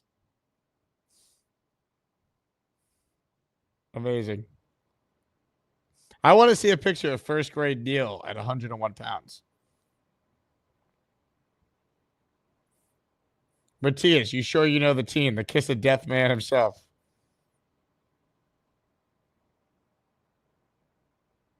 Amazing. Ladies and gentlemen, reminder to join the Patreon if you haven't. I want to give a huge shout out to our latest Patreon member, Joseph Mem, who called the show earlier. Bobby Midnight flipped out that Joseph Mem went before him. But Joseph Mem just signed up for the Patreon. So I appreciate the support, Joseph. Great to hear from you on the show. Call back anytime. Don't let Robert Woodruff intimidate you. All right? You have every right to call the show, just like he does. Ladies and gentlemen, one final call before we wrap up today's show. Joining us right now is a man who needs zero introduction. When he calls in, he always has points that you can't question. He always makes points that make sense. I might have been lying through my teeth with my previous two statements. SEAL Team 75, assemble. The Clapping Seals, they're alive and well in the chat. If you can't understand my points, that's a you issue. I can't help you with that because my points are succinct and logically follow. So if you can't understand my points, I can't help you. I mean, I can't help you. I know that people, Rob came after Bang Mateo. Bang Mateo gave me a damn good pizza review, and he gave me a pizza suggestion that was really, really good, like solid 8.5 pizza. So you can say what you want about Bang Mateo. Anyone who gives me that good of a pizza recommendation is a good guy in my book. So shout out to Bang Let's be Mateo. real, though. You eat gas station pizza, so any recommendation that's not that would be an improvement. This gas station pizza thing's really taken on a life of. I'd rather eat gas station pizza than McDonald's or Wendy's or whatever to defend Chiefs fan who, by the way, can we be honest? No one is beating Chiefs fan. Not Neil, not Bobby. No one's beating Chiefs fan in this tournament. I can already fill out my bracket. Chiefs fans are going to win this thing. Am I wrong? Look, I think it's one of those years where it could be top heavy with some of the top seeds, but anyone can make a run in March. We've seen this. He's like the Kareem Abdul-Jabbar UCLA Lakers. Like Michael Jordan's Bulls, the 90s Yankees. Are you really going to beat them? Really? Like, who's beating? I mean, look, it's a stacked pool. But, like, Chiefs fan is just better than everybody else. No disrespect to anybody else, but, like, you're not beating him. I think Chiefs fan might be the number one overall seed if we were seeding the Asmaniac bracket right now. But we're not. It's not till March. I'm just saying I don't want to be in his. I don't want to be in his bracket because that's you got no shot. You're not winning your bracket. Where do you see yourself? What seed do you see yourself being? I considered myself a mid seed, but field of 64. I mean, we got 64 Asmaniacs who will be in the bracket. If I'm in the top 8, I'm happy with that. Like the top 8, I would take it 7, 8, something like that. But they ranked me. What was I 7 or 8 in their top 25? Well, that was just based on calls. The bracket challenge Understood. could be based on a combination of just overall contributions to the show. What I'm saying is I'm doing something that the committee likes. So they may rate me higher. Like I thought last year, I thought Texas was a bubble team. They got a 6 seed. It's like, how did that happen? Like the committee liked something about them. So maybe the committee likes something about my calls. Maybe they're going to put me higher than I'm expecting. That's all I'm saying. And I'll say this too. I think given the fact that the bracket challenge, the Asmaniac Madness is not till March, we're going to see the potential for people who aren't even Asmaniacs yet to make the tournament, right? Like a Cinderella team coming out of nowhere. Because I think in January, when people start checking back into the show and the Jets are trying to hire a coach and a GM, we're going to have a lot of people who discover the show who then might become regulars and have a chance to be seated. Right. So leading up to March, you're going to hire a new coach. I guess there's going to be decision. There's going to be a lot of news is what I'm saying. A lot of breaking stuff that could take unknowns and first-time callers into the tournament and then carry them through the tournament. You're right about that. There's a lot that goes on around that time in football that can make stars. That original Gonzaga kind of run. We're like, who the hell is Gonzaga? And now they're in the mix every year. Right. That's true. That's a good point. The winner could be someone we don't even know yet. That's a good point. I want to talk about Sauce. I I like Sauce. I still don't think he's playing that bad. He still shuts down that side of the field for most of the game. I just think his flaws are so magnified, and the tackling is an issue. And I wanted to ask Sabo this. How do you get to this level? All pro NFL level. You go through high school, you go through college, you go through 3 years in the pros, and you still can't tackle. To me, it's like fighters who still crush their feet and jab in the mid-range. How are you not taught, or NBA players who can't shoot free throws? How did you get this far without being able to do that? Like it's like basic 101. How did you get this far without being able to tackle? You're a football player. I mean, he really didn't need to in college, I guess is the answer, right? He was dominant. I mean, no one caught the ball on that side of the field and not tackle, right? And it's also easier to probably tackle in college when you're just more athletic than some of the people you're tackling than at the NFL level.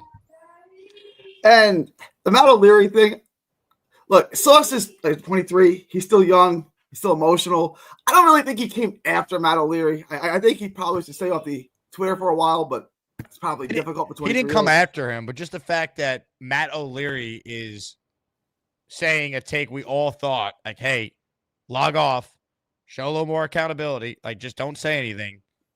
And then you're going to, it's amazing for Matt. It's hilarious. Yeah, I mean, it probably helped him get subs and followers and stuff. I mean, Sauce Gardner had your name in his mouth, so it's probably good for Matt. So good for him.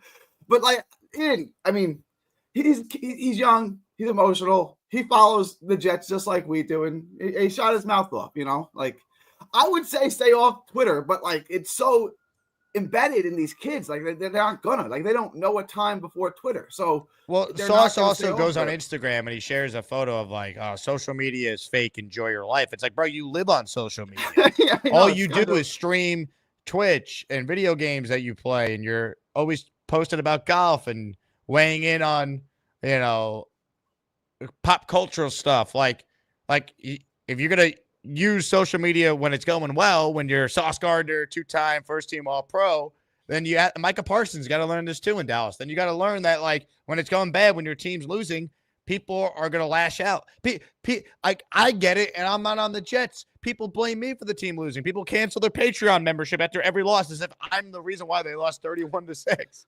You know, like, people are just looking for a target, and Sauce is very public, so he's going to be a target. And he had a brutal missed tackle in a huge moment in the game. So people are going to be angry, and you can't say anything. You got to stay offline. Don't cancel your membership to the Jake Asman show. It's not his. I get it. Like I understand. I had to mentally check out after the Steelers game. Like if I didn't, the Patriots game the next week would have broke me. Right. I had to like, okay, I'm not going to get emotionally involved. This team, I'm done. The season's over with. I need to step back. It's tough when you invest so much into this season. And you're so interested and so involved in this season. Like, I'm looking at the Colts roster. They're better than the Jets. They have more wins. I'm looking, their best receivers, Alex Pierce and Michael Pittman. We're 10 times better than them. That's why this year is a nightmare, because they should be so much better. And they haven't got, I can't. Like if the Jets are going to be that disrespectful to me and they're going to be this abusive in our relationship, I have to take a step back. This is not a good relationship for me to be in right now, right? Like, I have to emotionally detach and check out of this relationship, at least for the year, because it's going to drive you insane if you don't. But don't cancel your membership to Jake. Jake does a great job. I'm just saying, I understand having to detach and take a step back from such an abusive relationship, because Jet fans give everything to their girl, and their girl does nothing but break their heart. Like, this is, if you had a friend who had a girlfriend who treated them the way the Jet fans treat their fans, the Jets, you know, what would you tell your friend to end that relationship, right? Like, don't be with that girl. She's no good for you. That's what the Jets do to you. They're abusive. It's a horrible one-sided relationship where all they do is take and give you nothing back. Yeah. A couple updates here from the committee chair. Tom A says the crazy criteria goes a long way in tournament seating. So, Gary, I think it's good for you. Dark Knight Steve super chatted us. Love how hard Gary's working for the committee. Dark Knight Steve also weighed in on Neil's last call, saying, send Grimace over to One Jets Drive with cheeseburgers. Dark Knight Steve also adding to Neil's point, we need more husky kids on the Jets. Yes, we need to find more first graders who weighed 101 pounds and scout them for the future of the Jet organization. He weighed 101 pounds in first grade. I weighed 112 pounds in ninth grade. What did he look like in the first grade? That's oddly crazy. specific that you knew you weighed 112 pounds in ninth grade. Well, I know that because I fought at 112. That's how I knew Oh. that in ninth grade. And then in 10th grade, I went to 119 and I stayed there for like 5 years. That's how I knew that. But what did he look like? And like, how big was is Neil like 6'5"? How big is Neil? I met him. I feel like he's a normal sized guy. Neil's around my height, 5'8". I would say 5'9". Okay, sure. I met him at your event. He didn't stand out like Rob. Right? Like Rob, Rob weighed 100 pounds. Which, by the way, Alan was roasting me on the Bobby Midnight program last night, calling me 5'3". I'm 5'8", man. Where's this 5'3"? How tall is Alan? What is Alan, 6'3"? What am I missing here? Alan, I think Alan's shorter than me. I'm 5'11". I'd say Alan's probably 5'9" or 5'10". I think. Yeah, he wasn't 5'8". This was like shockingly short, like some people. I mean, Alan's normal size, I would say. Yeah, I mean, you met Alan. You're 5'8". I'm 5'8". Yeah, 5'8". Yeah, you not that short. Yeah, I'm not tall, but I'm not like 5'3". If anyone's 1 inch tall, 1 inch shorter than you, you refer to him as 5'3". It's kind of a, what is he? Alan 5'3"? says he's 5'10". Okay. Alan, Yeah. you have no right to make fun of my height then if you're 5'10". If you were 6'3", I'd get it. Give me a break. It's just one of those things, right? Like it's I have you by 2 inches, so I'm gonna call you 5'3". Yeah. Well, yeah. I'm happy for Alan and his family. And the last thing I wanted to say was when I remember the 95 season that Neil was talking about when he said they were going to run the table at 1-6. So they were 1-6, and then they beat Miami, who was good at that time. And they were 2-6. And then they won one more game the rest of the season. And then they won one game the season after that. Neil, did you really think they had Boomer, which was a good thing, but he got hurt and they had Bubba Brista, I think? Neil, did you really think a 95 team was going to run the table? They were horrendous. Their best player on offense was Adrian Morrell and a rookie Wayne Corbett. That's how bad they were. Like, that was the most shocking thing I've ever heard Neil say. That team was going to run the table. I'm surprised they won 2 games the next 2 seasons. Gary, you said a lot today. I appreciate the time as always. Appreciate you, Jake. Yeah, thank you for having me on. Thank you for taking my call. I appreciate it. Yep. We value all our callers here.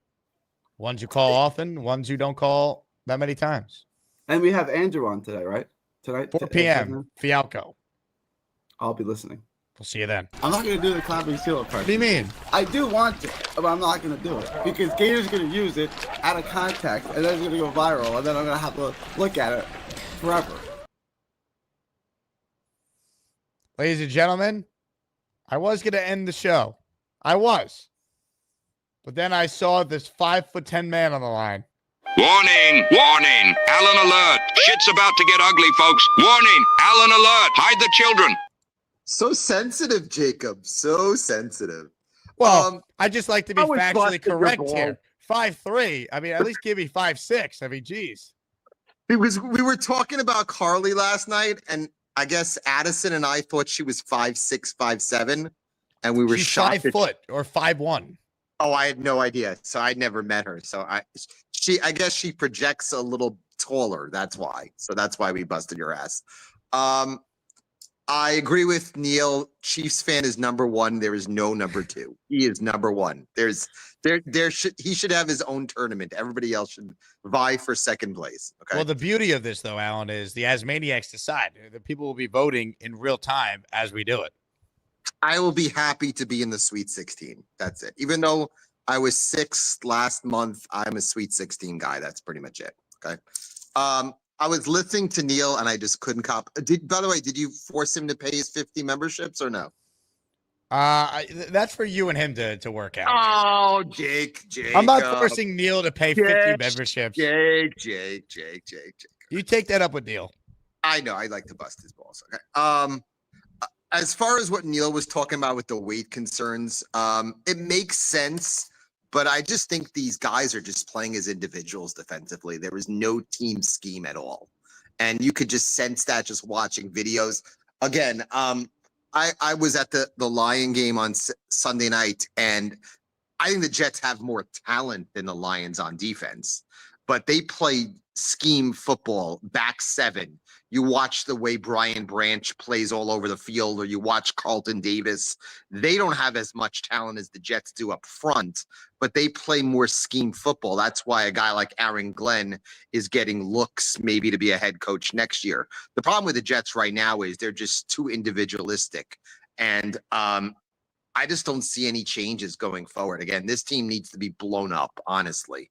And as far as the tank is concerned, I'm not even talking about tank. There really isn't a guy I want to tank for.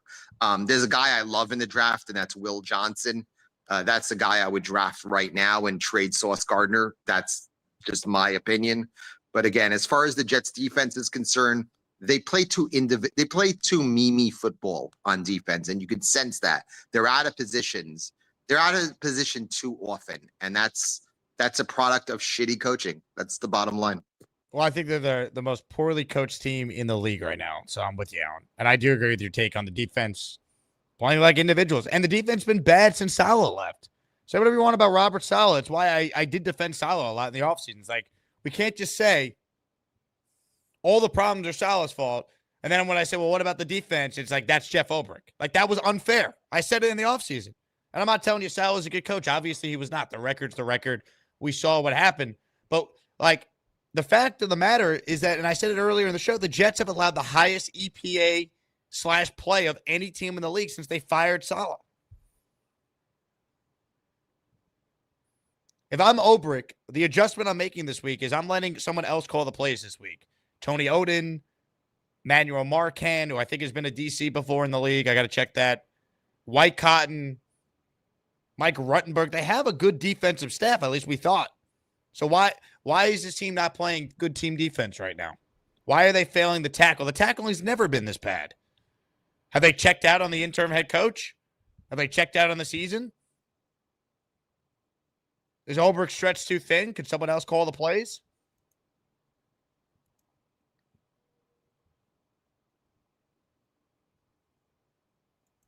Kyle writes in, is this team the same with Bowers, a game better? Maybe. I don't know if Brock Bowers would be making that much of a difference, though. It's not like the Jets don't have weapons on this team. They do.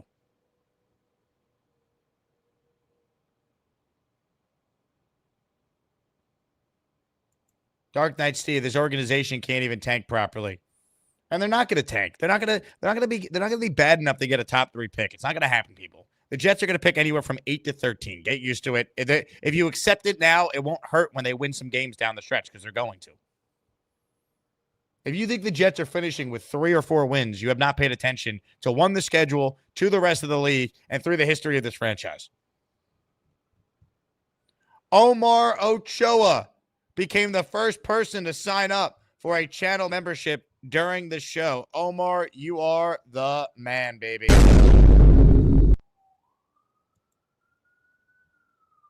Omar Ochoa somehow signed up twice. I don't know how he did it. That can't be right. It says, welcome, Omar. I guess he did it twice somehow. How could this be?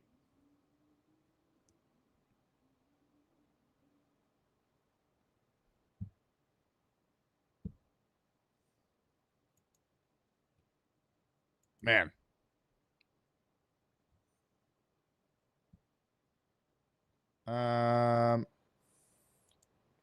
Three Siblings Jay says, Jake, we're going 7-0. I don't know what you're talking about. Neil, is that you? The legend Bobby Midnight writes in, Bobby Salty Nuts, yes, you are my friend. Rob V wants the teams they're beating. They're going to win Sunday. They'll split with Miami. So that's at least 2 more wins. And they'll win one of either the Rams or the Seattle game. It's the Jets. This is what they do. They're going to win games when it doesn't matter. I'm telling you, they're not finishing with 3 or 4 wins. If you really believe that, you haven't been paying attention to the Jets.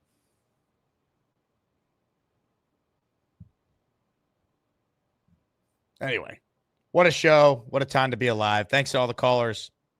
Big time caller driven show. Thanks to Robby Sabo for his analysis for the first hour and change of today's program. I was going to wrap, but hold on. Space Ghost 94 with a super chat. Bringing the fam out for our yearly trip to New York for the Seahawks game. I thought any year I brought my kids to experience Jets fandom, this would be it. It should be, man. I feel for you and all the Jet fans out of state who bought tickets, made plans, and you're watching a garbage team this year. Tough. Hopefully you have a good time. You get some good weather. Board Fat coming through at the buzzer here. How about our listeners, huh? Supporting the show through thick and thin. Even as the Jets are 3-7. Board Fat, you're the man. I don't know if Board Fat's ever actually called in, though. Would love to put a face to the name, Board Fat. But how about a 5-spot of channel memberships? Money, money, money, money, money, money. We are currently looking for options to replace the Ahmad Gardner emoji till he starts playing like Sauce Gardner again. So if you have an emoji idea, let me know, and we'll come up with it. We'll get the team of Gator, Snowball, Joe Mike, the emoji gurus to work on it. Jorge Marino, Carter, Nick Salanitri, Gangrene David, and Shifty 49ers Talk, all receiving a channel membership. Welcome, welcome, welcome.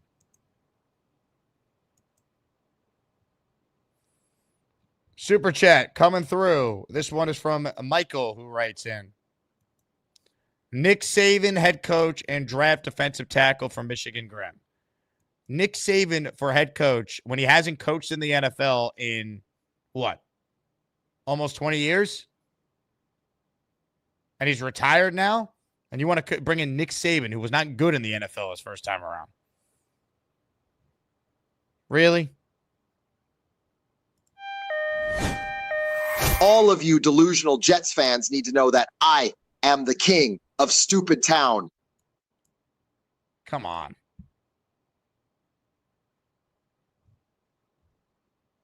Bobby Salty Nuts writes in. I was going to end the show, but if I get a super chat from Bobby Salty Nuts, you got to just stay on. Bobby Midnight is king. Gator says, let's replace the sauce emoji with Matt O'Leary. Gator, make a Matt O'Leary photoshopped over Sauce Gardner. And we'll add that. That'll be funny. We'll have Matt on the show later this week to celebrate that. That'll be great.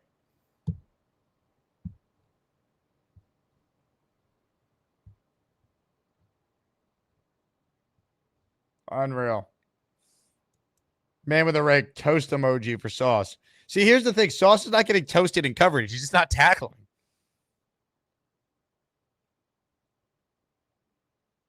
That's the problem. Anyway. Thank you all for watching. Fun show. Hit the like button if you haven't already. Subscribe to the channel if you're one of the 400 people watching live right now that's not subscribed. What are you waiting for? We hit over 40,000 subscribers. And win or lose, I'll continue to be here every day. Steven NYC says, thanks for being you, Jake. What else is there left to be said? Well, if we can't laugh, we'll cry, Steven. So we're all in this together. As bleak as this is, the show will be here for you every day. And the good news is, when we get to January, there will be news. It will be exciting to figure out who the GM and coach will be, what happens with the quarterback. The draft's going to be bigger than maybe it's been in years because of the possibility of drafting someone in the first round. It's going to be a bonkers offseason. Peter says, Jake, you missed my supercharge. Did I? Oh, I did miss it. You're right. My bad, Peter. Cut Rodgers in June and save $64 million in 2026. They might do it. They might do it. I don't know if they will do it, but they might. I think that's going to be in the hands of the next GM.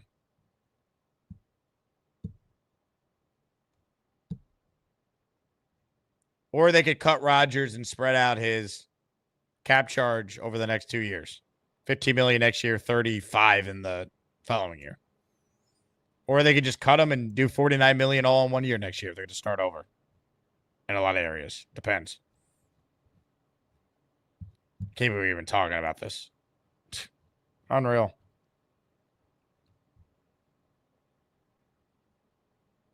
Unreal. All right. Thank you all for the support. We're actually done this time. We're back with the film review later today at 4 p.m. Eastern Standard Time with Andrew Fialco. So come for that. Come for the laughs and commiserate with all of us. JETS, Jets, Jets, Jets. I'll talk to you guys later. Hope everyone has a tremendous rest of their day.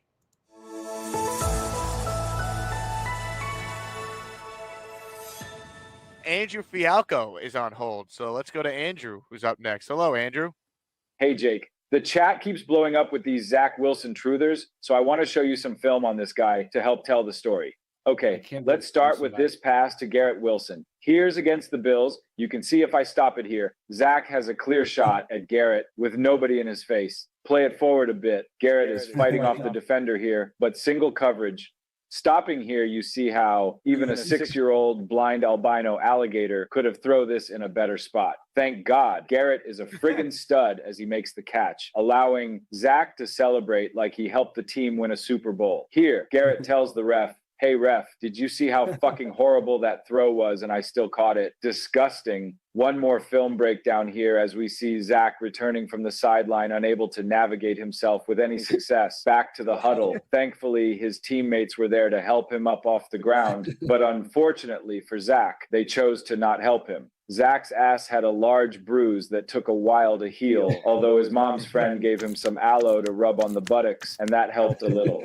Next week, I'll have a full film breakdown of Cole Thompson's scooter crash from the combine. Thanks for having me, Jake. Gator sucks. Oh my God. Well, thank you for that film breakdown, Andrew. Dude. Great job. I was waiting. I was like, one day I've seen those before. I'm like, Gators gotta get me one on more of these. Oh, Gator. That was damn good.